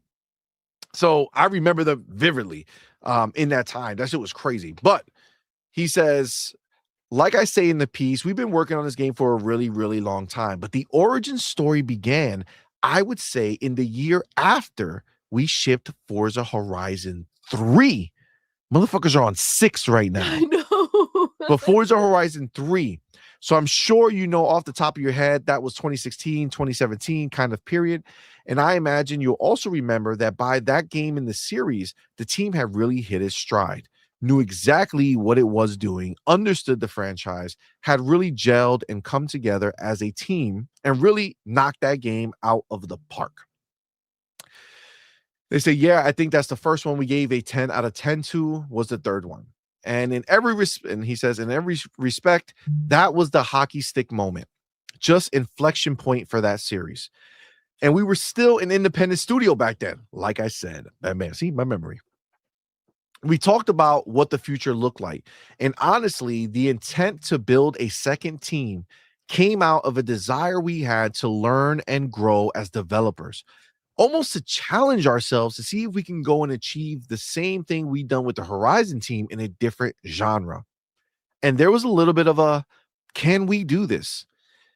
And I think that's super healthy. I think that as a developer, you should always be trying to challenge yourself and expand your skill set. So that's where the idea came from. And obviously, because we've been working with Xbox for really since our inception as Playground Games, we had great relationships with them. We knew a lot of people there. The obvious first conversation for us was with them, where we said, "Hey, look, we're looking to build a second team. We want to work in a new genre." We felt like the transferable skills that we had from Horizon games were in open world. We had learned a lot about building open worlds technically in terms of streaming, in terms of game design and game flow and all that good stuff. And in lots of ways that are maybe surprisingly car agnostic. There's a ton of things about Horizon games that are about the cars, but there's a ton of principles that we learned there which we felt were transferable. And I don't remember who said the word Fable first, but as soon as I heard it, I was like, that has to be it. That fits so perfectly. It's a series that we adored here and still do. I feel like it was Xbox or Phil or somebody who said it, and he doesn't want to like name drop it. He shouldn't. Nah, it's not his, it's not his story to tell, I guess. And the conversation went from there, and it went pretty fast. I think everybody felt, certainly I know the folks we spoke to on the Xbox side felt really strongly that if a studio were to start working on Fable to pick that up, it had to be a British studio. And the fact that we had this great working relationship, the fact that we were making this game that was increasingly important and successful and had this ambition to scale and to grow, it went pretty fast after that. It says, IGN, that's awesome. Can you talk about the multi-platform piece? You know what's best for your game and what you're up to versus what other studios are up to. But within that example, Horizon 6 is Xbox first and PlayStation later. This one's multi-platform straight out the gate. Can you talk about why those discrepancies between each of your games? It says, yeah, and I think it goes to the strategy all up, which is that every project team is deciding these things, deciding what's right for their particular title. Oh, I like that. And even within Playground, we have two projects which have made slightly different decisions, although the endpoint is the same. And I think as a game developer, the most important thing to me is that the greatest number of people play my games as possible. That's what we're in this for. I think that's true of most developers. We want the largest number of people to experience our games and enjoy them.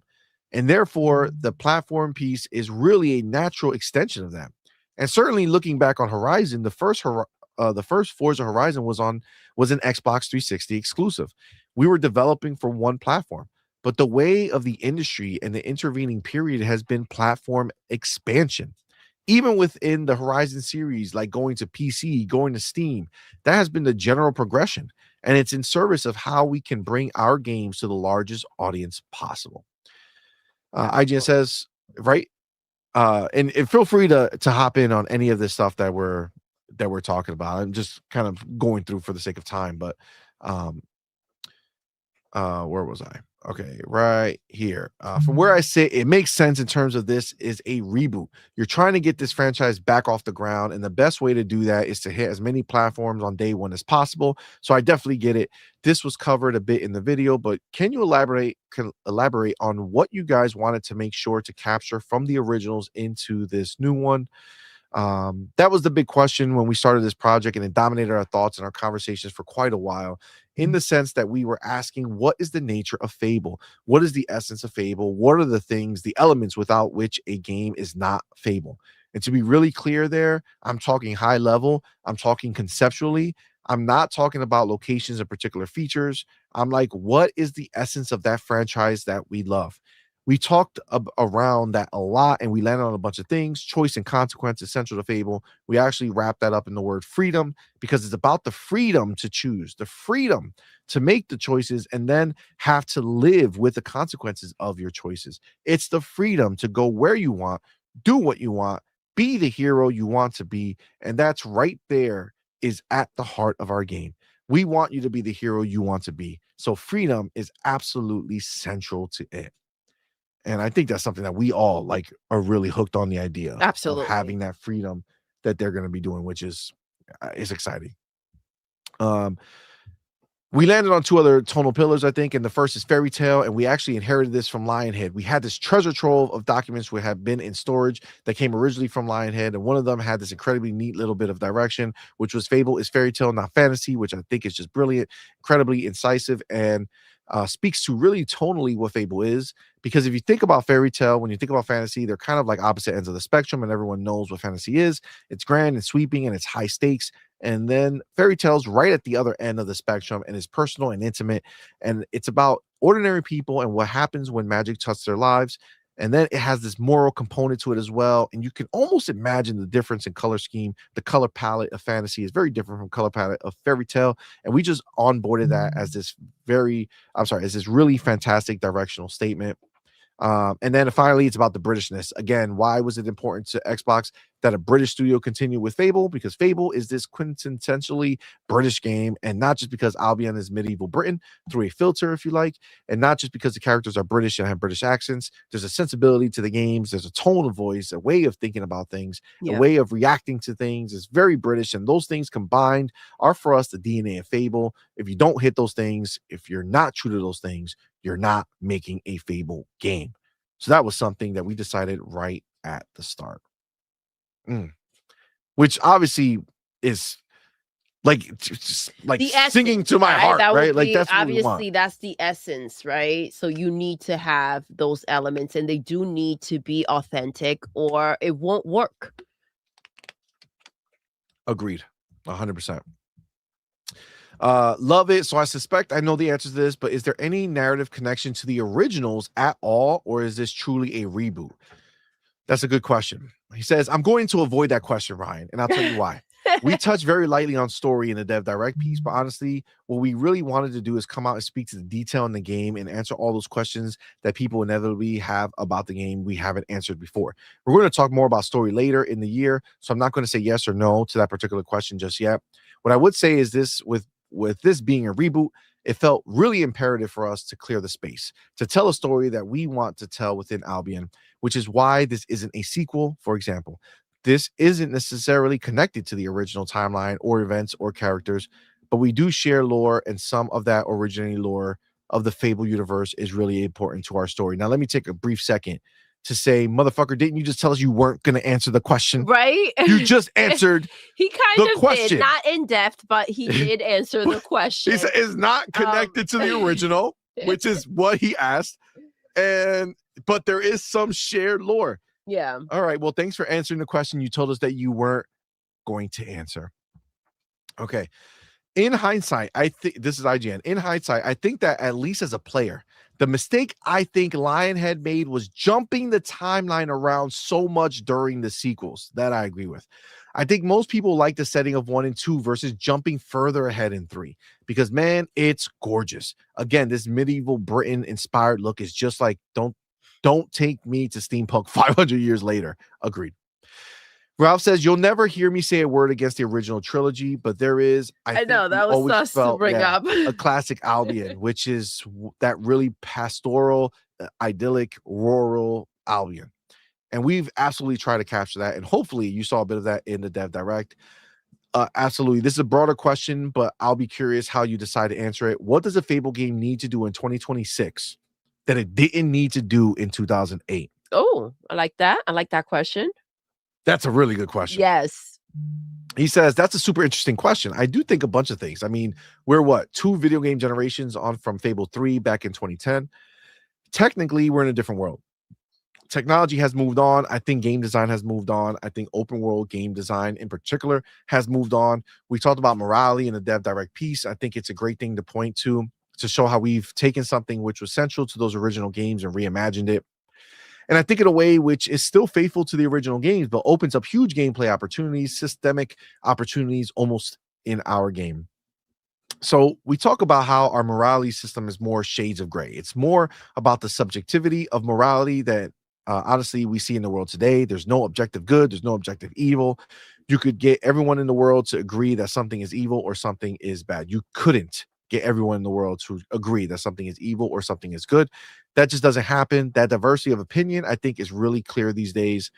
And therefore, we've sort of taken that, and probably in quite a gamey, systemy way, we've taken that and built it into this reputation system that we talk about in the piece, which allows you to build reputations based on the things you do within Albion. And you could do big things once or little things lots of times. And if people see you doing that, it contributes to you building a reputation in that particular location. But then the key thing is how the people of Albion react to that. And they react to it based on the individual, almost unique worldview that they each have. And I think that's probably a more nuanced view of morality. But it's super interesting, and it's also just packed with potential in gameplay in terms. I love That that. is so fucking dope. I love that. That is so dope. That's one of the dopest things that they're doing in this Pretty game. cool, man. And like Right? 1,000 people, right? It's like, Oh yeah, you can have all sorts of weird interactions. Each of us is gonna have a totally different game. It's gonna be great. Absolutely. absolutely. It's freaking awesome because yes, two people can look at something take place and they may not feel the same way about it. You may think it's something, you know, good, while the other person may think it's something bad, and you know, it all depends on the person. And so I love that. I love that they're doing that.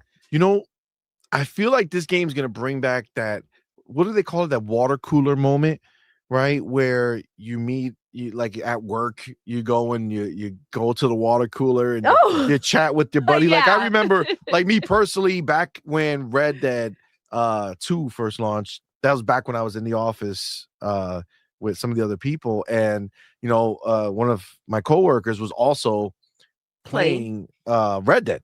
And I remember like every day we would go back to work talking about the unique thing that we went off and did. You know, he was trying to hunt this, I forget what horse or some crazy creature that he was trying to find. And he just spent days out in the wilderness trying to find this fucking thing. And like just the stories that you would tell, it goes from being a game that it's like, oh, you got to that part, versus like, oh, what did you do? Right? I did this crazy thing that I don't know if anybody experienced, right? Like that is awesome. And that's the stuff that is going to be crazy when you can talk to all these people and nobody's talking to 1,000 people, right? Exactly. So you're going to talk to people that I never talked to. You're going to see personalities that I haven't seen. But you brought up such a great point, right? Like it depends on where you choose to go. Like there are those who are going to kind of just explore the whole world, but what if you get comfortable on that one spot and you get a place and you love the people, and then you kind of go to the other places but not with that attachment, right? You're not going to build those relationships with those people that are in those areas. And so yes, it could be a complete, you could be dealing with different types of people that do different types of things, right? Different personalities. So you may not get to experience again certain things that others will, or deal with the same type of freaking environment and people, right? 100%. It's gonna be crazy though. That's the most like you understand that we're gonna be coming back to this show every week talking about some new shit. Absolutely. You know what I'm saying? That we experienced or we did. It's gonna be wild. It's going to be so dense also, everyone's experience, that we are going to feel again like we're playing different games. Like that is how it's going to play out. That's how we're going to feel. Yeah. 100%. It's so cool. All right. This is actually a question that I think a lot of us have had, right? So I'm glad that this is being asked and answered. So IGN says, on that note, the Dev Direct piece talked about 1,000 populated people in Albion, and the word handcrafted was brought up. Yes. So are those NPCs procedurally generated, or are those all the same people going to be in everybody's game? All right. So yeah, so they are handcrafted. There's a lot of things about the way we have built the living population, which I think you could be forgiven for saying is just nuts. I think we maybe once thought we could procedurally generate them, but we abandoned that idea quite a long time ago because we wanted to craft every one of these NPCs, from their name to their appearance to their personality. I am obsessed. To that moral worldview that I talked about, to where they work and where they live and what their family unit is, because it's important to the player that they can get to know unique, crafted NPCs. Dude, talk about passion. God talk damn. about love for what you're doing. That is amazing. I'm obsessed with the way that they've handled this. They've handled Fable. It's crazy how much has gone into it. I'm so excited. Dude, it really is crazy. But this is why you hear these things, and it's like it's a no-brainer. Everyone needs to have access to this game.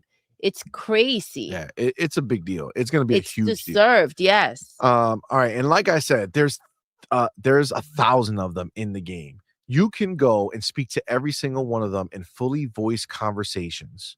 Well, maybe let's talk about the voice for a second. Did you get 1,000 people to voice 1,000 characters, or do you have multiple people doing multiple voices, or are these some voices that are maybe the voices are randomly generated? You know what I'm saying? Mm-hmm. It's possible. I don't. Let's see if he talks about it. But all right, so you can go and speak to every single one of them in fully voiced conversations. You could marry. It'll be a bit of work, but you can marry them all.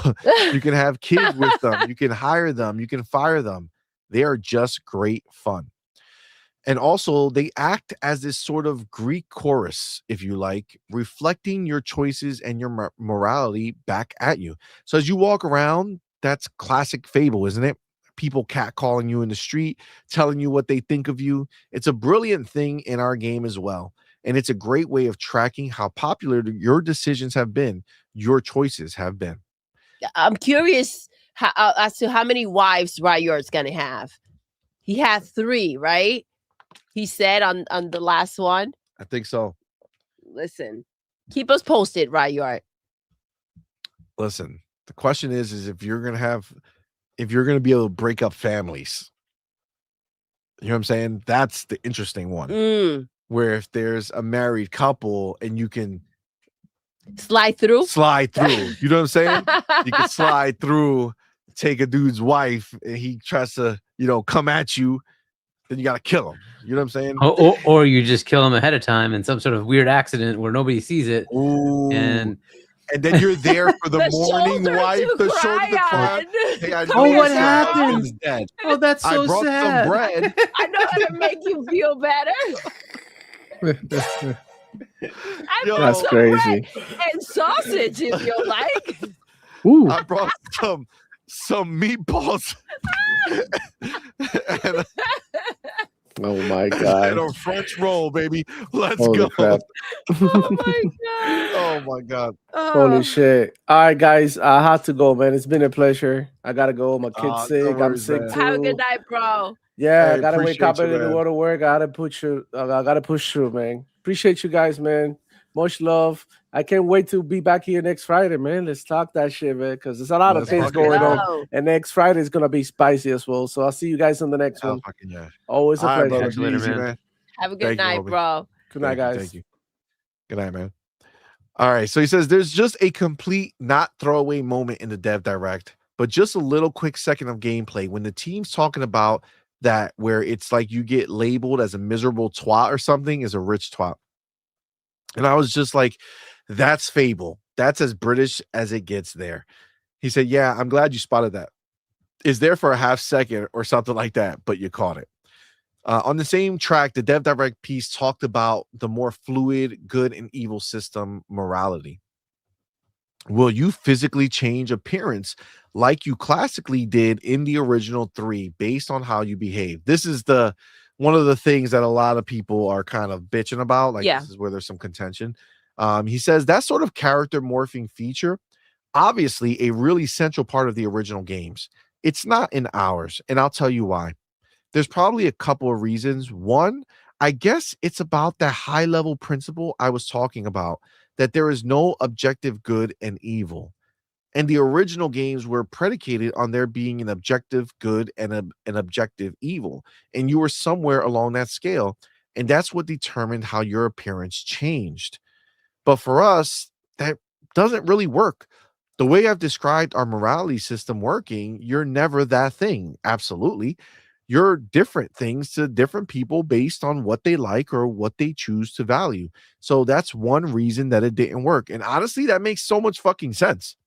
Like back in the day, they did that because they wanted to show you your choices, because the reaction of the world was minimal, to really show you, Of right? course. Not that there weren't bad things that happen or good things that happen based off your decisions, but like it was a way for them to It be was like, an yeah, easier you've been way doing to bad go things. ahead and do that, right? I think Exactly. again, the technology that we have now, Agreed. it's much easier. Agreed. Big difference now. So that's a great answer. And it makes total sense for me. So I got to tell you, if you're someone who read this piece and are out there talking about how shitty it is that that's not there, I think that's I take another look, because I think it's pretty clear that this is their game, and they're that high level talk of good and evil being, subjective to who you're talking to, and who sees it and how they view it through their eyes. That's really a big deal, right? So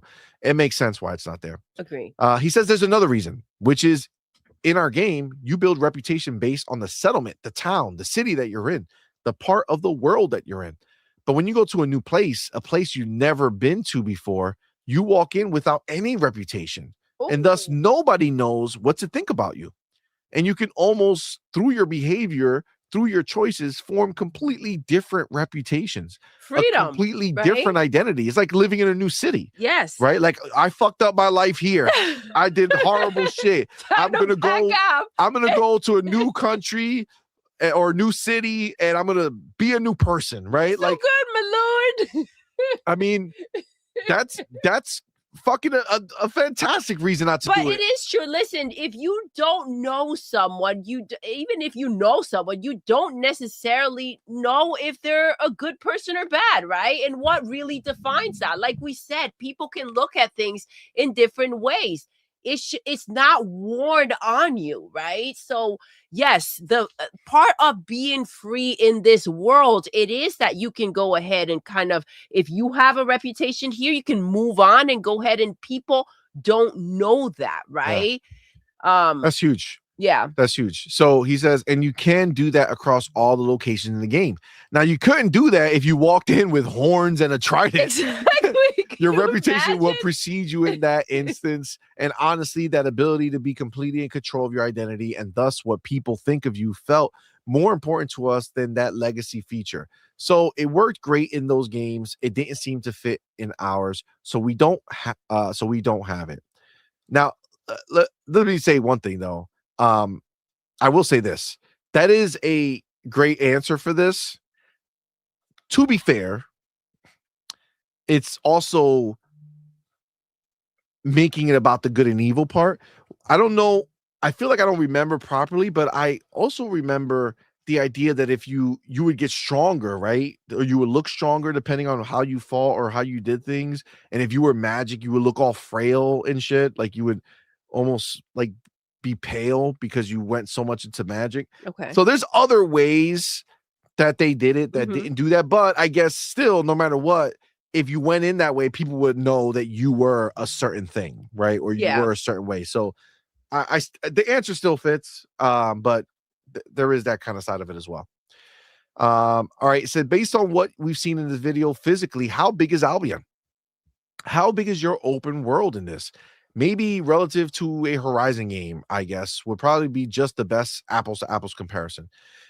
He says, so I'm used to fielding that question from my time on the other game, and the comparison is useful actually because it probably won't surprise you to know that in terms of just square miles, it's smaller than a Horizon World.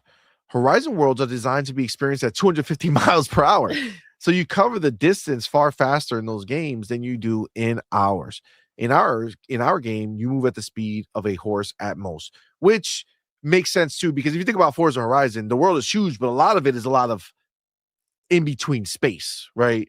Open fields, things like that, where you get to just drive around before you get to the next area. Yes. So yeah, obviously on horseback, you don't need to have it that big. So what we found is, although we took lots of world building experience and technology into this game from the Horizon titles, obviously we share a code base. We had to reevaluate the things that were important in building Albion. So it's still massive. It'll still take you a long time to get through. There's tons to explore, but what we had to go to do with this game was build in far more detail into it than we necessarily have to in a Horizon game. So you move slower, but you see much more. You experience much more. I think maybe you're more immersed. Case in point, every building in the game you can go inside. Oh shit, that's good news. Love that. So every building needs an interior because you could rob it if you wanted, or you can buy it and live there with your family or with one of your families. So I guess the focus just got pulled right in, and we ended up building out much more rich detail at ground level, if you know what I mean. He says, well, that was the correct answer as far as I'm concerned. I would much rather have a smaller, more dense world than a larger one where it's just geometry. I'll tell you a fun story, Ryan, about right at the start of this project. One of the first things we did was we got our Fable character running around in Surfer's Paradise from Forza Horizon 3. And it took an eternity to get anywhere. And I think that if we hadn't realized already, that was the moment it dawned on us like, okay, we're going to have to play with some of our metrics here. IGN says Forza Tech clearly was not originally built for this, obviously. So how involved of a process was it to adapt the engine to what Fable specifically needs? These are great questions, by the way. Ralph says, yeah, you're absolutely right. And the decision to use Forza Tech was based on a bunch of reasons. It's what we're used to working with here. We understand how to ship games on Forza Tech, and that's a big deal. And we know we can build expansive, beautiful, immersive open worlds using it. And crucially, we know we can stream them because the Forza Horizon games have absolutely, they need to be, they need to have absolutely world-class streaming technology. Yeah. What the engine didn't do was quest structure, cinematics, character-led gameplay, full stop. So yeah, we have invested an enormous amount in the engine to make it capable of making this game. But hopefully you could still see in the footage you just saw, there's a really unique look to games built with Forza Tech. There's a quality of light, there's a quality of render, which we adore, and I think makes all that effort, all that investment worthwhile. We're holy shit. We're almost there. We're almost there, guys. We're almost there. But there's a lot of good shit, man. I do have to say, I love that they're doing that with the buildings. There's a building, I should have access to it, right? Allow me to go ahead and look, explore. Let me see what you did in there. It's a little sometimes frustrating when it's just like frosting, right? Yep, like just decoration. Yes. So I agree. It says, you mentioned the horse. We see a little bit of horse in the presentation. You knew you were going to get this question, so here it is. No dog? Talk about the dog decision because clearly there had to be one. Yeah, I did know I was going to get this question, and do you know what? There are some folks on the team that were relishing me getting this question because I cut it a while back. Oh shit, there was a dog. You know what? For development reasons, right? I don't need to go into any more detail than that, except to say there are a substantial number of people on the team who have yet to forgive me for that decision.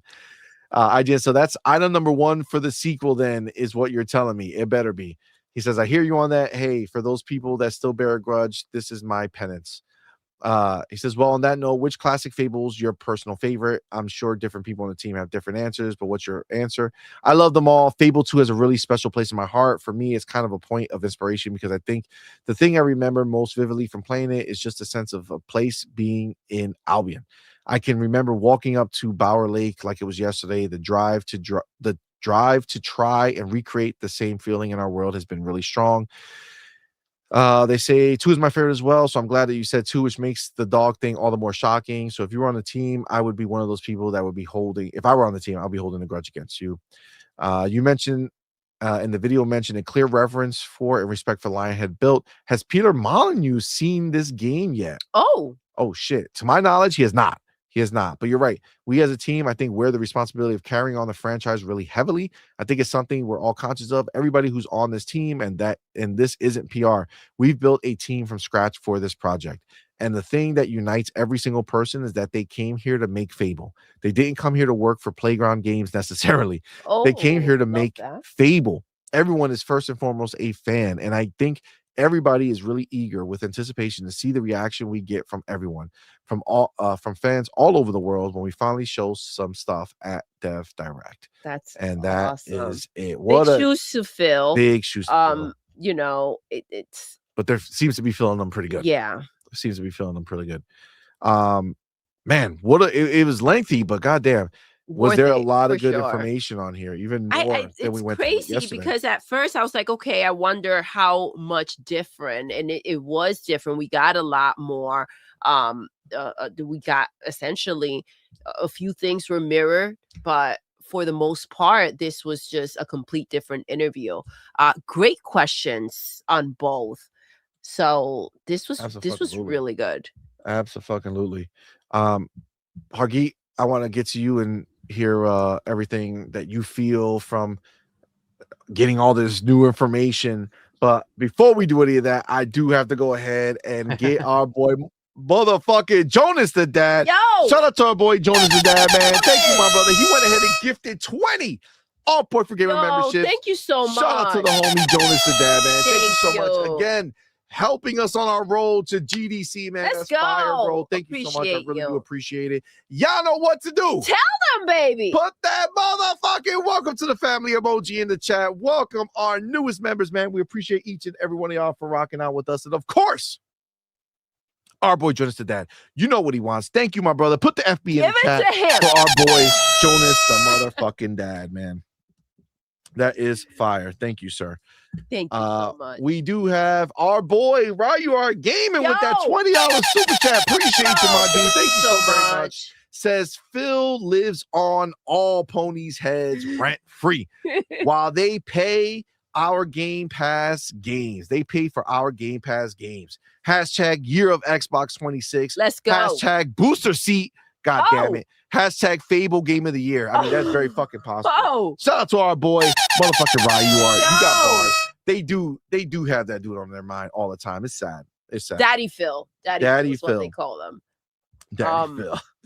Ryu, thank you so much. Are you hinting at the idea of getting a higher booster seat? I don't For need a booster Can you seat, see, bro. babe? God Can damn. they see you? I don't need a booster seat. A higher booster seat. You wildin'. Let me get the homie Jonas the Dad in here with that $5. Appreciate you, brother. Says Jonas. Xbox is on a different level. Ponies Yes. need Xbox or they will starve. Isn't that crazy? Yo. Isn't that crazy? All the shit talking they've done. All the shit talking they've done in their lives. And look at where we're at a place where they not only look at our games that Xbox is making and say, man, that looks pretty good. They also go and say, I'm copping that. I'm buying that day one. Take my money. I was going to spend it on Ghost of Yote, but I decided to buy your game. Okay. This is where they're at. And it's a beautiful thing, man. It's a beautiful thing. Fucking Speaking of Xbox that, out here doing God's will. when is What? Fable coming out? Autumn. The fall. In When the is fall. their big game coming out? What big game? Oh. Wolverine. That's the Wolverine. game. God, I Wolverine. forgot about that shit. Oh my God. That was shade at its max. So do you think they release it like a couple of days around that game? That would be hilarious. That It would is be coming hilarious. to PlayStation, right? It is. It is. That would be hilarious. That would be a very damning situation for Wolverine. I mean, goddamn, that's true. That's true. That would be fucked up for their lives. The homie Razor Ultron in the building. Thank you, my brother. Razor. Thank you for that $2 super chat. Says, CMoney and Doodle, you run an excellent show. Thank you, Razor. Thank you so much, Very bro. kind of you, man. Shout out to you, man. I give you a Thank pop for you. that, man. That Thank means you, a my lot. brother. Thank It does you mean so a lot. much. Thank you, sir. And then shout out to our motherfucking homie, Max City Entertainment. Thank you, my brother. He went ahead and gifted 5 on point for gamer Well, memberships, thank man. you. Thank you, my brother. Again, every dollar counts towards our road to GDC. So thank you so much. Thank you. Y'all know what to do. Tell them, baby. Put that motherfucking welcome to the Yes. family emoji in the chat. Welcome our newest members, man. We appreciate each and every one of y'all for rocking out with us. And of course, our boy Max City Entertainment. Thank you, my dude. Shout out to you. Put the motherfucking FB emoji. Give him what he in the chat. want. Give him what he wants. Let him know he loved. You know what I'm saying? Shout out to our boy. Wow, your boy Ryu are looking out for you. Says CMoney needs a booster seat for Forza 6. Let's fucking go. That's fucking wild. That's what I'm talking about. Fucking wild. That's fucking wild. So you can I'm good. I'm can good. see over. Fillmore. No, stop it. Fuck that shit. Fillmore pockets. Fucking great point. Hargeet, you just talked How's about. he gonna reach the pedals? Oh, Yeah. Asshole. Oh, the platform shoot. God damn. Platform. Fuck you. Fuck that. That's crazy. God damn it. Fillmore Pockets. You talked about Fable going up against Wolverine, but Fillmore says Wolverine's up against GTA, Call of Duty, they Fable. could. That Forza Come on, Horizon, bro. If because it is staggered, right? Forza Horizon staggered. Yeah, it's gonna come out right around that time, my dude. So they could drop that, and that would potentially outsell, their game Wolverine. That is a crazy mix, and that's what's going to be dropping on PlayStation. That's crazy. A lot of good games, a lot of big games coming out. The thing that it has going for it is Wolverine. They make a great collector's edition, and that's what it's got. But yeah, if not, dead. Facts. 100%. All right, Hargeet. Fable. We know the excitement levels that you had. I don't know if you saw this interview at all prior to this moment. No. And I feel like they dropped a lot of bangers here compared to the last Wire. Yeah, they had some great questions, right? So, it's just a lot of good background info. Some of it was kind of a copy of some of the stuff we already heard, but some new stuff. It just adds more context. There's a lot of cool things going on. Can't wait to get more, and it looks like we're going to get more, obviously, at Showcase. I assume that the direct will be something else like Gears, but we'll see. I don't know when Gears is slated to come out. But we'll see. They might make there's gonna be another direct at the end of that one, I'm sure, right? And that might be Call of Duty. We have no idea, because this could be a big Call of Duty year as well. So we'll see how that goes. But yeah, it looks amazing, right? So lots of cool things. Too bad they got rid of the pet. That's unfortunate, but I guess if you have to focus on things, the stuff that they've done is so crazy that you can forgive that piece when it's like, okay, you added 1,000 NPCs that are all fully independent.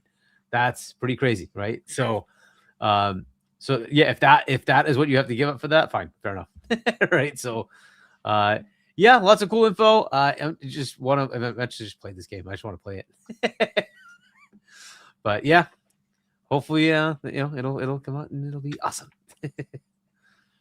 So you did see the other interview, Hargeet? I read the other interview, the Xbox Wire one, right? That was the one that they did themselves. And that one, again, they had a lot of cool information, right? Kind of like the story of how it started as well. And all the way that they've done the good and evil thing. Very cool that they did that whole process where it's each individual reacts differently to you. Each area reacts differently to you. And you can be a scumbag. They even had a thing where it was in the Dev Direct video where you could evict somebody and walk by that person and they're like, yes! Oh, you're the jackass that evicted me. Dude, that's so awesome that they actually have actual consequence, and everything is actually in there, and they script all of it, right? So it's just so good. To be able to see the consequences of your decisions. That's what weighs heavy, right? That's what brings it to the next level. And the one with the giant, right? The one that they showed in the first few, and then they showed that again in this one. It's if you decide to let the person live, there's a different thing that happens. If you kill that person, they're sprawled across the a mountain the whole time afterwards. It's right there, So and that has its equivalent, reactions from different people who now can see that that's what happened, and then they know that you did that, and so people that know that person, they will have a different reaction than people who may not know that, whatever, right? And it's just such a complicated, awesome thing that they pulled off, and it is much more an almost a real life thing. Different people have different reactions, and what will that mean for your game, and how will that play out? It's just, we will see what they do with it. It is pretty cool though. I agree 100%. This is really something that it's so hard to put it into words, because for me personally, I do, in all honesty, it does bring me back, man. I feel like I'm back in high school, bro. Just literally so pumped for that first Fable, reading all of Peter Molyneux's fucking interviews and just having this crazy idea of a game that was supposed to be so big, and they delivered a portion of what he what dreamed they of, could, but what like they I could feel do. like this is going to be the realization of all the actual like worthwhile ideas. You know what I'm saying? I feel like they're actually going to take all the things that actually mattered and really take it to where it needed to be, or where it could never go because of technology back then. And then some, right? Exactly, like to the next level. All right, we're gonna get to our last one. Okay, our last thing before we get out of here, and this one, guys, is the Xbox interview. Let me just get this chapter real quick, and we're gonna hop into the Xbox interview. Okay, so again, Dev Direct happened, and we got a ton of information from different games. But our boy Craig Duncan, he is the head of Xbox Game Studios, right? He's the new Matt Booty who was, before, right? So he did an interview here. Let's go through this and let's see what he has going on. Right, there's a lot of tidbits from here as well that have come out. It says we're going to try and be more consistent. Yes. All right. Well, this is the beauty. We're going through it now. We're going to try and be more consistent with what we do. The head of Xbox Game Studios on the Developer Direct reveals multi-platform strategy and hard lessons learned from 2025. Look at fucking Halo, my dude. Oh my God. I can't wait to fucking play Halo Campaign Evolved. Holy shit. All right. I'm gonna get right here. Okay, here's the interview. All right. If the Developer Direct demonstrated anything, it's that it is going to be a huge year for Xbox Game Studios. Fable and Forza Horizon 6 were in the showcase, but then you also have Halo Campaign Evolved, Gears of War E-Day set to release this year. What does the 4 tentpole Xbox franchises aligning like this say about Xbox Game Studios' ambitions and intentions in 2026? Craig Duncan says, all of those games have been in my world for the last 2 years. Since coming into this role, it's been pretty incredible to see the shape of these games come together. And now we're in 2026, which is the 25th anniversary of Xbox, where we have our pillar franchises coming together. And it's really exciting to finally be able to share more.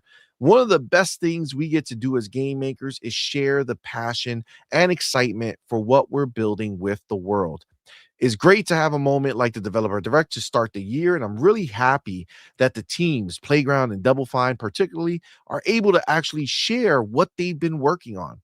And then as we go through the rest of the year, there will be other moments where we share more with what's going on with Gears.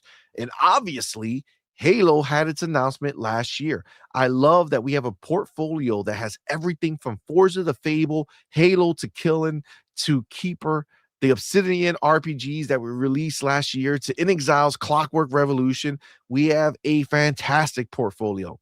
We really do.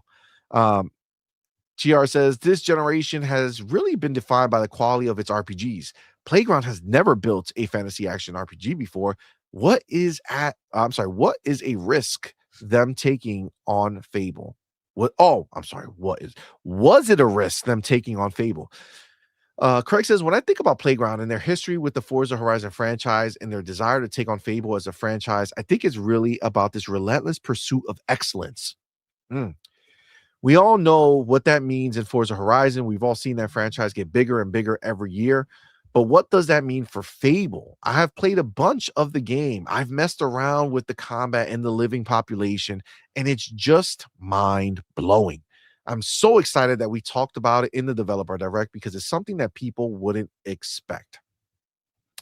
In terms of Playground, this is a question. In terms of Playground taking on the challenge of a new franchise or just the way the Fable revival is building on the past? What? In terms of Playground taking on the challenge of a new franchise or just the way, like he's asking them to kind of, all right, just the way the Fable revival is building on the past. Craig says there were some really special ideas in the original Fable trilogy, but what I think Playground has done is take some of those ideas and modernize them. My brain pops every time I think about the living population, how it works, and what it adds to the overall game. It's an incredible invention, and Fable is going to be an incredible RPG. It will be amazing to see what players do with it, and it'll be massively shareable. I love when we make things I'm excited to play as a player.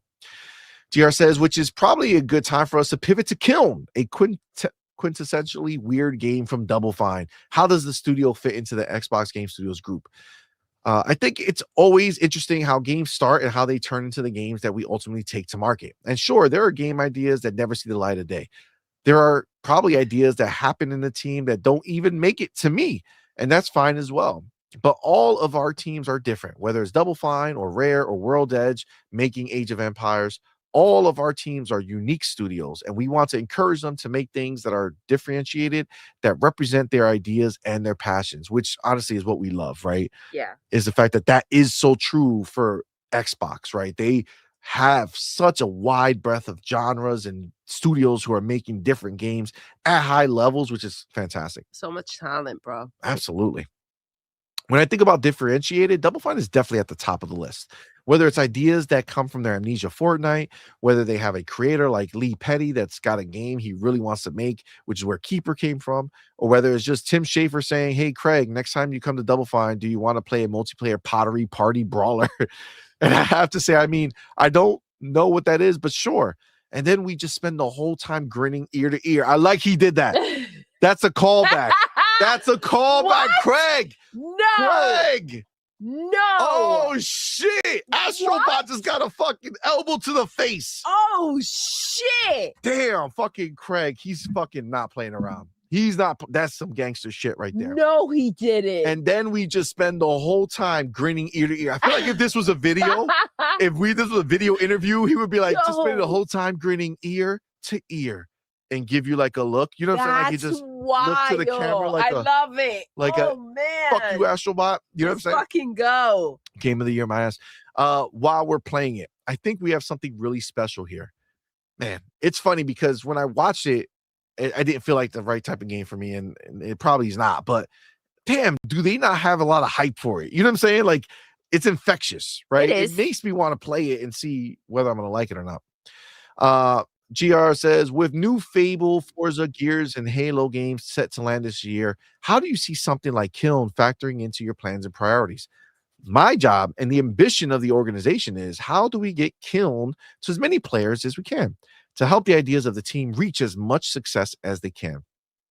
We are one of the biggest video game publishers in the world. So how do we make the ideas from our teams reach as many people as possible with games of all different shapes and sizes? I think that's important. GR says, we'll get to the number of games Xbox Game Studios is publishing in a minute, but I just wanted to touch back on the origins of Kiln. Live service games have become so dominant in the landscape, but you're saying that Double Fine pursuing multiplayer wasn't a mandate from Xbox, but rather a good idea worth supporting? Craig says, for Kiln specifically, that's absolutely a Double Fine idea and a Double Fine creation. It really wasn't much different than what I just said. They called me up and asked if I wanted to come play a multiplayer party brawler, pottery brawler. Jesus. But we, that's twice. I know, but we then get the benefit of going, okay, so this is an online game. And it's a game that, and I don't want to talk about the team's plans, you can expect to see what you see in online games, which is that there will probably be some sort of test or beta where we can have players in to make sure that it all works. Well, we have teams that we can lean on with that. GR says, as in how Double Fine could collaborate with other studios within Xbox. Craig says, one of the first things I said to Double Fine was, hey, go speak to the Rare team. See what they experience with Sea of Thieves and work with them. So our teams are connecting all of the time. Love Playground works super closely with Turn 10 on all of the Forza tech, which underpins both Fable and Forza Horizon. The Coalition, who is doing Gears of War, works across all of our teams that use Unreal Engine 5. So to bring it back to Kiln, it was very much their idea, but it is probably something that maybe they couldn't have realized without us. But we can connect them to the teams that have some of the experience to help them really achieve their ambitions. That's dope. Fucking Outer Worlds 2 right there. Goddamn, love that shit.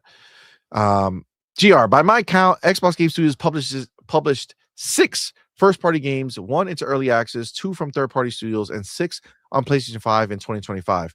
2026 sounds similarly stacked after a generation spent No, I'm sorry, that's a new sentence. But real quick, the reason I got a little flustered, 6 first-party games. What didn't they release more? 6 doesn't sound right. Doesn't, but No, it's something like 13 or something like that. Yeah, it's like But 13. You also have to say that a lot of those were many of those were like remasters or remakes, things like that, right? So Okay. maybe so maybe he's counting talking like that. brand new games or something. All right, that's fine. After a generation spent grappling with the narrative that Xbox has no games. Oh my God, you remember that? yep. Holy shit. Is it gratifying to deliver such strong lineups? I love this question. Craig says, when you were just reciting all of the things we did last year, and I said something similar to this in a note I sent out to the teams at the beginning of 2026, I just feel so incredibly proud of everything we shipped last year. I think we shipped 15. Oh, There you go. Slap that bitch up. Slap that See, that's ass. my number. That's my number because Tony Hawk's is 2 games. Yep. And Hexen and what's the other game? That they're 2 games bundled together. So it's 13, but there's really 15. Facts. Good shit, Craig. Say fuck your 6, bitch. I think we should 15 unique projects coming out of Xbox Game Studios. Some were single And then there's platform, DLC, some by were the way. multi-platform. I think if you were to Exactly. compare us to any studios group in the world in terms of our output, we ship more games in more places to a higher quality than Xbox Game Studios has ever done. So I feel Damn. very proud of that. Fuck yeah, my That's dude. what I'm talking about. Goddamn, Fable.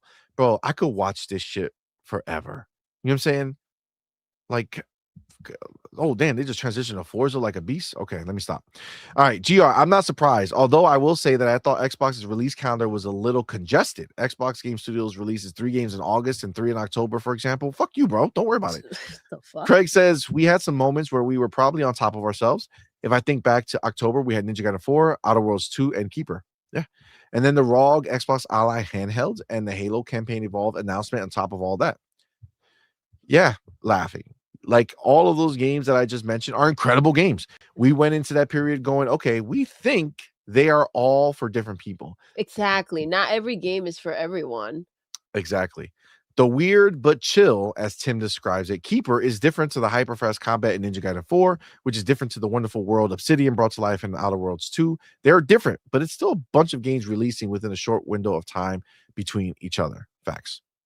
Has this experience helped you recalibrate Xbox's release schedule for 2026? Craig says, I think that we ideally want to space things out and make sure games have their own, as we like to call it, oxygen in those moments. It's just super busy. Our own release schedule is one thing, but then you have everyone else's release schedule at the same time. There are very few windows, and there's more and more games and more competition for a player's time. There's also movies, music, and all this other stuff as well that gets packed in. God bless you, my love. So, God bless you, my love. Thank you, babe. So the learning was this. Let's not put stuff on top of our stuff. And I think we have done that. Let our games have a bit of oxygen, even though it's always busy and there's never really a free time to launch something. I mean, ultimately, I think that's smart. Which is why we won't get Clockwork Revolution later in the year, because that game needs That to has just been confirmed. Yeah. So thank you.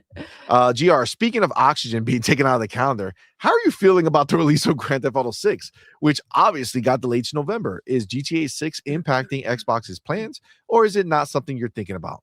Craig says, I mean, it's more that they're going to do what they're going to do. My job is to do what we should do for the best for our games. So yeah, there's always other games and there's always other things we have to consider. Oh shit. Okay. I love that. Listen, not fucking around. Like, do what you got to do. We're going to do what we need to do for us. I'm gonna do my own thing. Yeah. Spider-Verse moment right there. You know what I'm saying? GR says Xbox Game Studios made the decision to shut down the initiative and its Perfect Dark reboot and end development of Rare's Everwild in 2025. These titles spent almost 7 years in the public consciousness, longer in development. Did Xbox learn any key lessons about how early it announces projects or how it tracks key production milestones after going through this difficult process? Damn.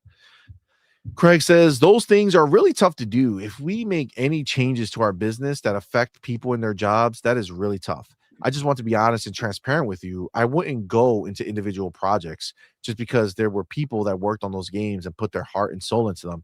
But as an overall portfolio, we're always looking at how everything is going, at whether everything is set up well, at whether we have got the right resources to go and deliver on our aspirations for all of our games. And we made some difficult choices. Some of that is the job of managing a games portfolio and a number of studios. All I would say as well is that it doesn't lessen anything from any of those people that did really great work on those games. Sometimes business decisions have to be made, which have wide reach and impact. We don't like doing that. So the lesson is, how do we make sure we don't have to do that? That's really the goal here. Keeping it behind the scenes doesn't make it any easier for them to go ahead and make these decisions. It's just the excitement of you don't start a new project thinking that is going to fail, right? So when you go ahead and you decide you're making a game, you do want to announce it. You want to get that hype because you're hyped about it, right? So that's a 100%. difficult situation. Obviously, this is the lineup, right? So the games will come up, but it's not like they just wake up and say, well, you know what, let's pull the plug on this one or on that one. It's just, it is that a difficult decision to make. They never start off a game thinking that at some point it be what it be, we'll just pull the plug, right? Absolutely.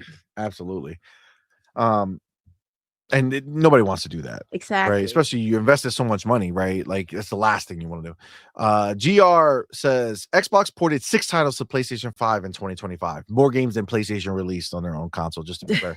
And there's plenty more set for 2026. How are you determining when to bring Xbox Game Studios games to other platforms? Craig says, as the guy that gets to run studios and help our game teams, I take a pretty simple view on this. We want our games to reach the most players that we can. I have been on this journey before. I was running Sea of Thieves at Rare when we took it to PlayStation 5. And as we migrated from Xbox to PC to PlayStation, we saw more players come in and we saw the community around the game grow. Forza Horizon 5, which launched on PlayStation 5 last year, did really, really well. It helped the community around that game grow. It gives everybody more people to play with. For me, this strategy is really about how we can have our games reach as many people as they can. Fun fact, the Pony sites Yes. clipped this and ran with him saying that they need Oh my to put their gosh. games on PlayStation to have more players, like to have enough players. And God, these dudes are desperate for a headline. You know what I'm saying? Freaking ridiculous. This is the ambition of Xbox, and frankly, the ambition of every dev, including devs at PlayStation. They all want their games everywhere. Yes, They they don't all give a want shit. as many players as possible to go ahead and play their games and experience their game, the idea that they believed in, right? It's ridiculous to think, and it's a double-edged sword, right? We know these games are selling over at PlayStation, and they need to self-soothe, right? They're not being fed. They're over there starving. The games that they're getting and that they're excited about are Xbox games. So this is their way to self-soothe and feel better about the situation. Twisting words, yes, but that's what makes them feel okay with the fact that they are just spending money on the competition, on Xbox games. Agreed. And that's really, I mean, what else do you want from it? You know what I'm saying? Yeah, if it listen, for Xbox to go ahead and say yes, other platforms, other studios get to go ahead and have their games everywhere and have them have the best chance at being seen and known by the gamers, and we're not doing it, like, that's just ridiculous. Agreed. This is not an Xbox thing. 100%. GR says, something I've always been a little confused by is the consistency of that strategy. we see, for example, Fable and Kiln land day and date on PC, PlayStation 5, and Xbox Series X, whereas the PlayStation port of Forza Horizon 6 is scheduled for after launch. Craig says there's always development realities about when these projects start, how big a team is, and what plans we have at the start of development. Like you said, when a strategy changes, maybe you've got a plan that exists with a game, and maybe you can adopt that. Maybe you can't. So that's why. And to be clear, this is totally fair feedback. Sometimes we are inconsistent. You see some games in one place, some games in multiple places. Just know that we're going to work on that, and we're going to try and be more consistent with what we do. And I think this is just the easy way. Like, this is just a way to say, at the end of the day, games were being made before we made this change in philosophy, right? Of course. So resources were already put in one direction, and not like sometimes we're not going to be able to accommodate changing the platform that we're going to launch with as well. Maybe we have to finish what we're working on and then port. But he's also saying that they're going to move forward. Yeah, that means new games that start, new games that are being developed from the beginning, of course, are going to be made with the mind of being everywhere. That's where you're going to get your biggest bang for your buck. And frankly, that's where the studios are going to get the most investment from Xbox, right? If Xbox knows that your addressable market is huge because you're launching everywhere, then it's easier for you to be like, hey, I need a little bit more to make this work the way we want it to work. You know what I'm saying? Yeah. Which is a huge benefit. And then he says, but for our game makers, if you're on the Fable team, you just want as many people who love Fable to appreciate the great work that the team's doing.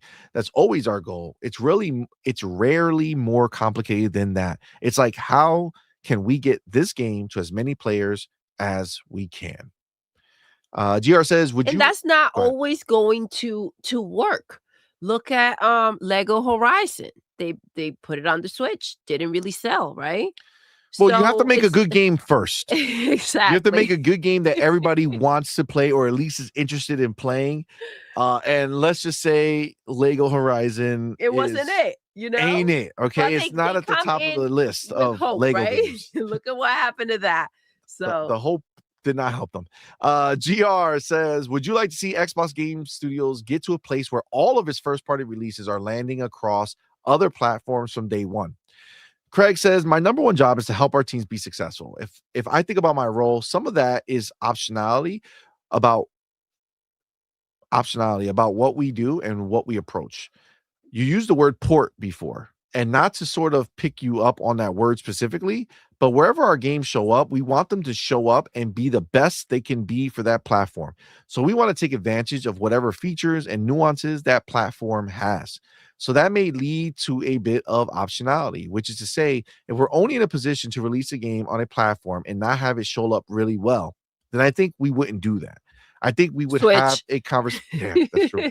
I think we would have a conversation internally and go, hey, unless we can do it really well and do the right thing by those players, then, and that's when you get into the conversations of, well, maybe we can ship it afterwards, because teams are only a set size. We only have a certain amount of, ultimately, it all comes down to resource. Not everything is limitless. So we just want to do the best job by each platform, by each game. So in that world, sometimes we'll maintain optionality. Yeah, you're also not going to delay your platform, right? You're not going to go like ahead. Xbox is not going to suffer because they need to put shit somewhere else. Stop to go ahead and make sure, which is fantastic to hear. Out, right?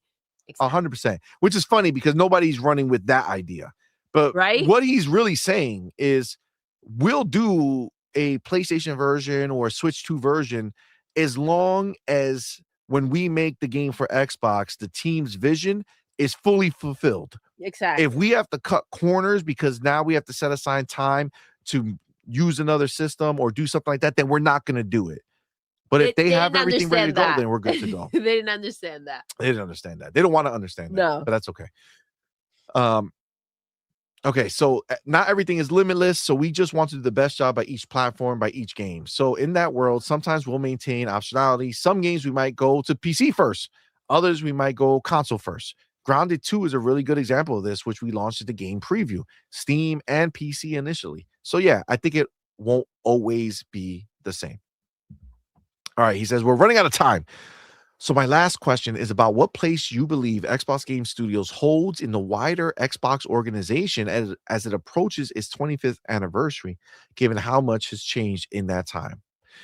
Craig says we have a number of different studios that all have different capabilities, strengths, and creative forces. We have evolving games. We have big franchises. We have smaller studios. We have RPG houses like Obsidian. We have Craftsman House. I love that name. Craftsman houses like Ninja Theory. They're fucking craftsmen. God damn, that's dope. When I think about that breadth, our Xbox Game Studios really can go and do anything.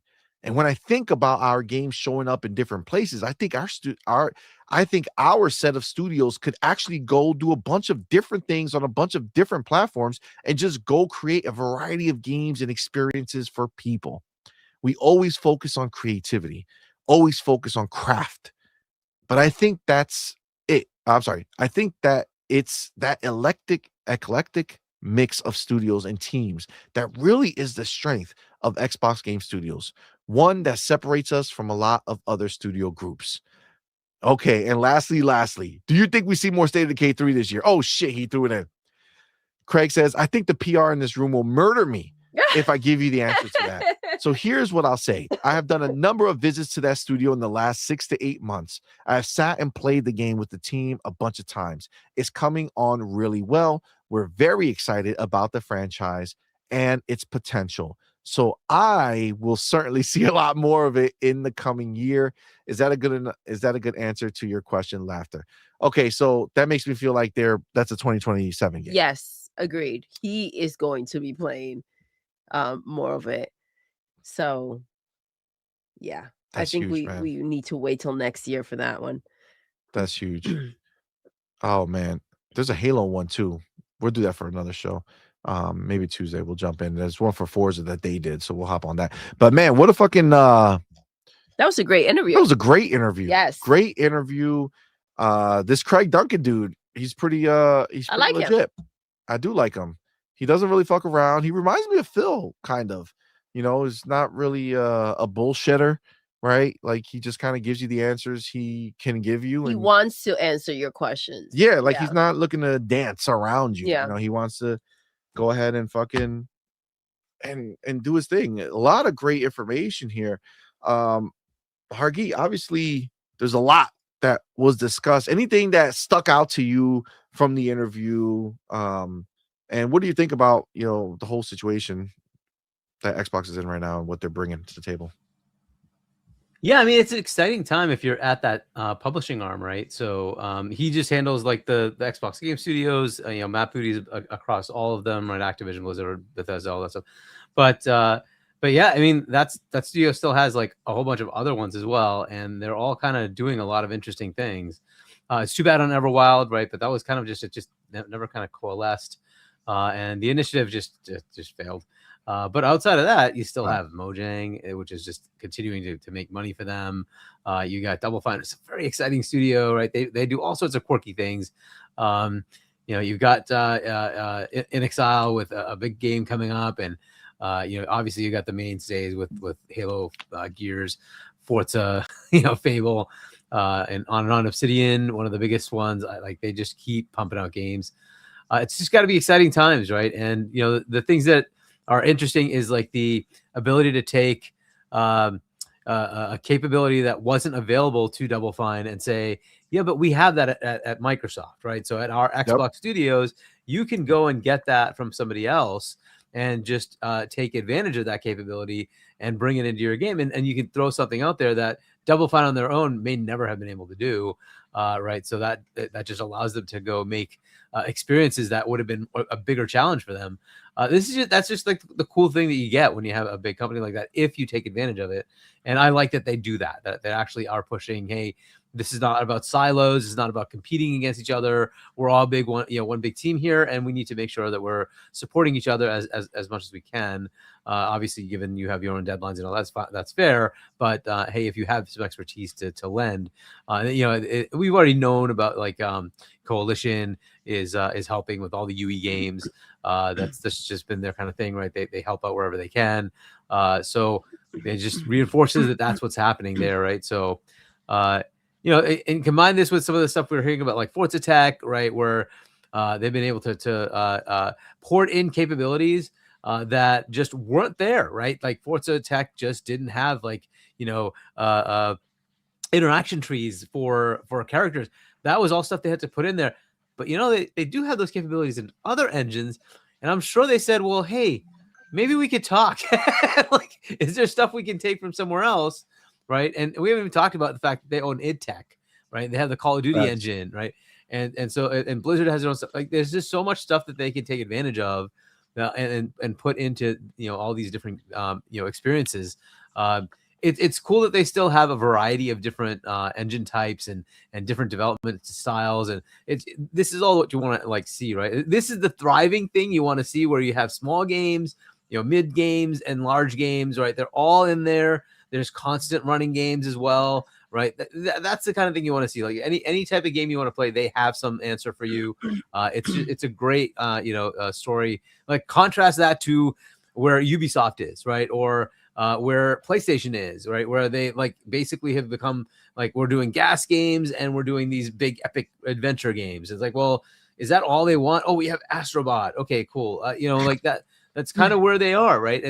But they used to be like this. They used to have all this kind of stuff where they would just keep coming up with quirky game after quirky game. And then big games, they would have big games too, but they would have, like, all these little things as well, and all this, like, you know, hey, I cut all of it. Try something weird. This, like, why don't we try something like that? And they just did, and it was so. Sometimes it didn't work. That's fine, but sometimes it did work, right? And that's what you got to do. You got to try things, and like, that seems to have, like, subsided over there. Hopefully they bring it back, but that's kind of thing that and Nintendo still does look like weird games.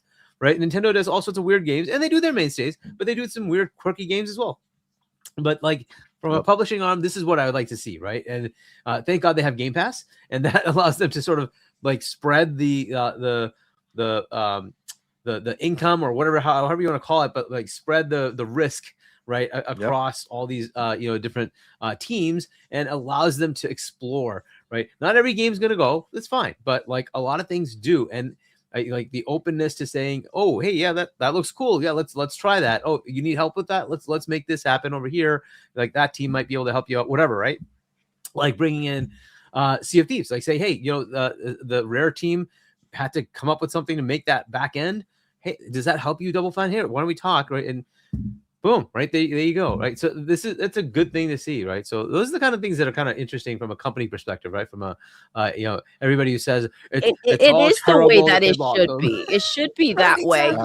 Like, they're all a team at the end of the day. Like, it is those are their wins or their failures, right? You're all a part of that team. It's funny, but when he brought that up about, you know, going ahead and asking questions and helping each other.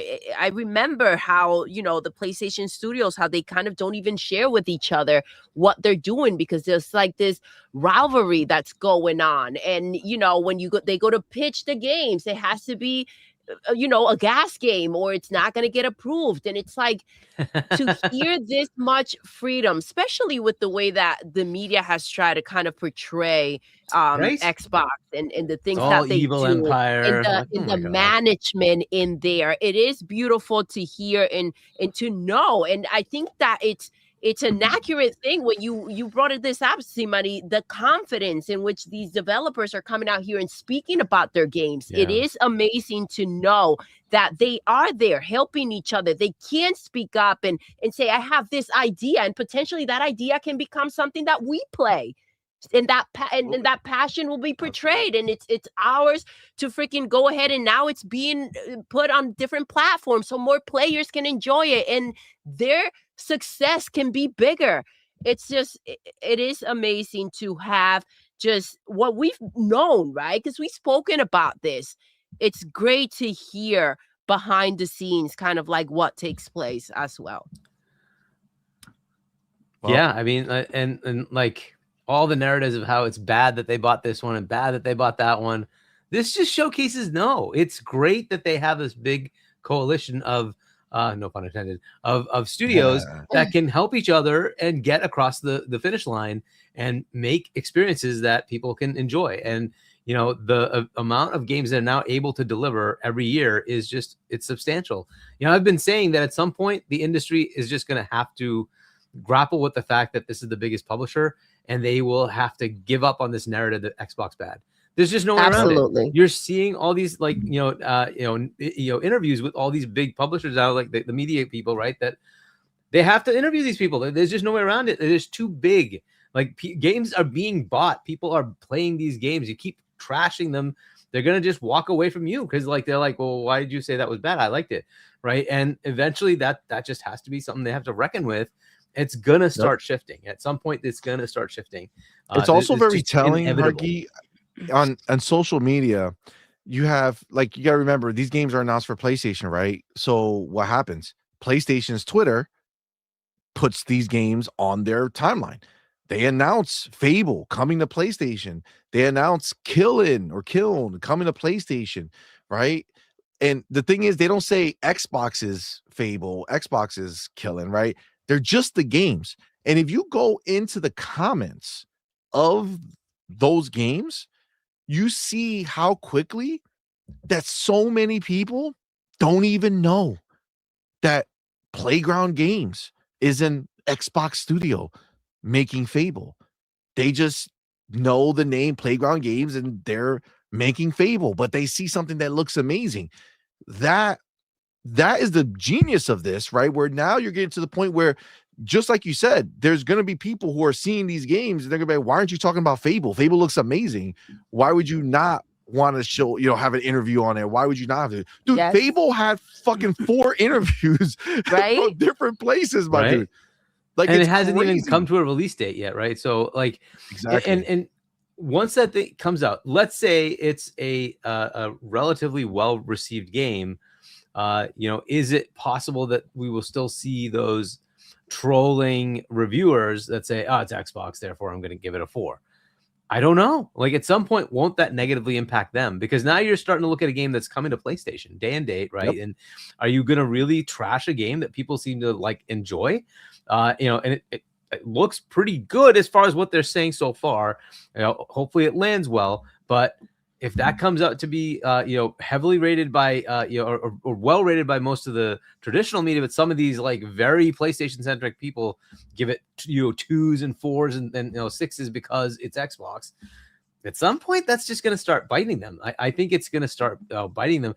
This is the genius of putting it out on PlayStation as well. Speaking of which, Kiln should totally be coming to Switch. I don't know why that game is not coming to Switch. Absolutely. It feels That's like what Doodle was saying. Absolutely. It's like I said that last night. It would just just makes sense. You know what's funny? I feel like if you swap the characters in that game for Nintendo characters, people will be losing their shit about the game. Like if you just literally took the same game, but put Nintendo characters in there that are making the pottery, and then they're the ones holding the pots to fight with or whatever, and they turn it to what, like if Nintendo was making this game, people would be on Nintendo side would be losing their shit about it. But because it's Xbox making it, even though it's Double Fine, is Xbox making it, people have like this sour look on it. And it's like, fam, this is gonna be something that some people are gonna like, man. Some people are gonna like it. I agree with it. Yeah, 100%. I mean, again, I would not be surprised if it kind of just takes off and like everyone's just hyping it and talking about it. It all comes down to gameplay, how fun it is, and how easy that online multiplayer is going to be to go ahead and get into these matches. Yeah. And I'm sure somebody will sculpt out like Toad or one of those characters, right? Because you probably can. Yeah. And then just decorate to make it look like those characters. So we'll see all the creativity, right? That's the beauty of it. It's like it's a creative game, and then you also demolish stuff. So it's a brawler. But yeah, it'll be interesting to see what they do with it. Facts, 100%. Yeah. You can't forget the ear to ear. Grinning ear to ear, baby. That moment when he brought that up, that was freaking epic. That was awesome. They feel the way that we feel, and they see what we see, and it's you want to smile from ear to ear? Here you go. This 100%. Should be equivalent to it. Let's see what you say about this, right? Agreed. Keep the same energy. Well, listen, guys. What a show. What a show. What a show. Fantastic information that we got to see. All amazing games being made by Xbox. What a fucking spread do we have coming for us this year? It's gonna be insane, and it's just the beginning. There's so much more to come, so much more that's just in Game Pass that we're gonna be. Dude, people forget High on Life 2 is next month in a few weeks. Following that is a big game for me. Crimson Desert in March. Listen, I'm fucking excited. But this is gonna be a big year, man. A huge year for gaming, and frankly, you know, outside of GTA 6, Xbox is the story, right? Xbox is the story every time. They dominate the news cycle, right? We only talk about Xbox because Xbox is all that's on anyone's mind, no matter what. Any podcast you go to, they're talking about Xbox in some way, shape, or form. I want you to clip a podcast that's talking about Marathon and how excited they are for it. Oh my gosh. You know what I'm saying? Maybe show me a podcast where they're talking about Wolverine and how excited they are for it. I'll wait. You know what I'm saying? I'll wait. There's nobody doing anything but talking about Xbox because Xbox is the definitive platform and ecosystem. That's just the way it is. All right, guys, with that, we're going to wrap it up here, man. Shout out to everybody who's live in the building with us tonight, man. Thank you guys so much for rocking out. You guys are the shit. Thank you to everybody who super chatted who gifted memberships. Again, we are on our road to GDC. Yes. I can't believe we got invited to go out there, but we are invited and we would really, really like to go. So every time you guys super chat, every time you gift a new membership, man, it all means a lot to us. It'll help us grow our channel, do bigger and better things in the industry. And I'm really, really excited for what could possibly come our way. So, you know, thank y'all. Appreciate y'all. Guys. Of course, I want to shout out Demo, who was live in the building with us for so long. Appreciate you, brother. Thank you so much for rocking out with us. And of course, we got the man in the building. Our boy, our reunion. I feel like I've seen it in like 50 years. Our boy, fucking Hargy China, man. Thank you so much for rocking out with us, bro. Let us know where you got going on, where they can sub to your channel and buy your book and all that kind of stuff. So my channel, Hargy Chani 1 on YouTube. My book, if you want to pick it up, shop.chani.us. I'm toying with the idea of AI voice for it, so I might make an audiobook. So we'll see how that goes. Oh, I love that, Hargy. Yes. So we'll see how well that works out. Do it. That's dope. Okay. Yeah. Okay. Get the book, you guys. That's awesome. I love that, Hargy. You got to I'll be on with Web Dave. Yeah, right. I'll see if it works, right? We'll see how good the tech is. Anyway, so I'll be on with Web Dave on Sunday at 7 p.m. US Eastern Time. We have our Patriots will be playing the Broncos right before that. Yes. So we'll see how that goes. So, we'll all be snowed in. Snowed in, right? Oh, it's yes. Gonna be crazy. Exactly. Yeah. Yeah. Our area is going to be pummeled with snow. Yes. But hey, whatever. But yeah, we'll see how that goes. Hopefully, they win. Go Pats! Facts. And will we be in the Super Bowl again? I feel like it's the year. I feel like it's the year. Yeah, I hope think it's so. gonna happen. I hope so. I think it's gonna happen. I'm pretty freaking pumped about it. We'll I think it's gonna happen. All right, guys. Well, listen, Hargeet, appreciate you, my dude. Thank you, Hargeet, so much. Obviously, you know us. We'll be back on Tuesday night, 8 p.m. Eastern for Night Quest with our boy Pharaoh. Maybe some of the other homies. We'll see how we do. Next week should also be the return of We Doing It Live on Thursday night. Definitely get some Be nice community game night. Be nice. I'm sure we'll be there in the building to hang out for sure. And then Friday night we'll be back here in the building with Night Shift Let's Talk Gaming. Guys, thank you all so very much. Appreciate you all for being here. And with that, have a fantastic weekend. Ahead and end the show the way we end every single show. Doodle. Yes. We're done. We are. Until next time. You're intruding. You're intruding.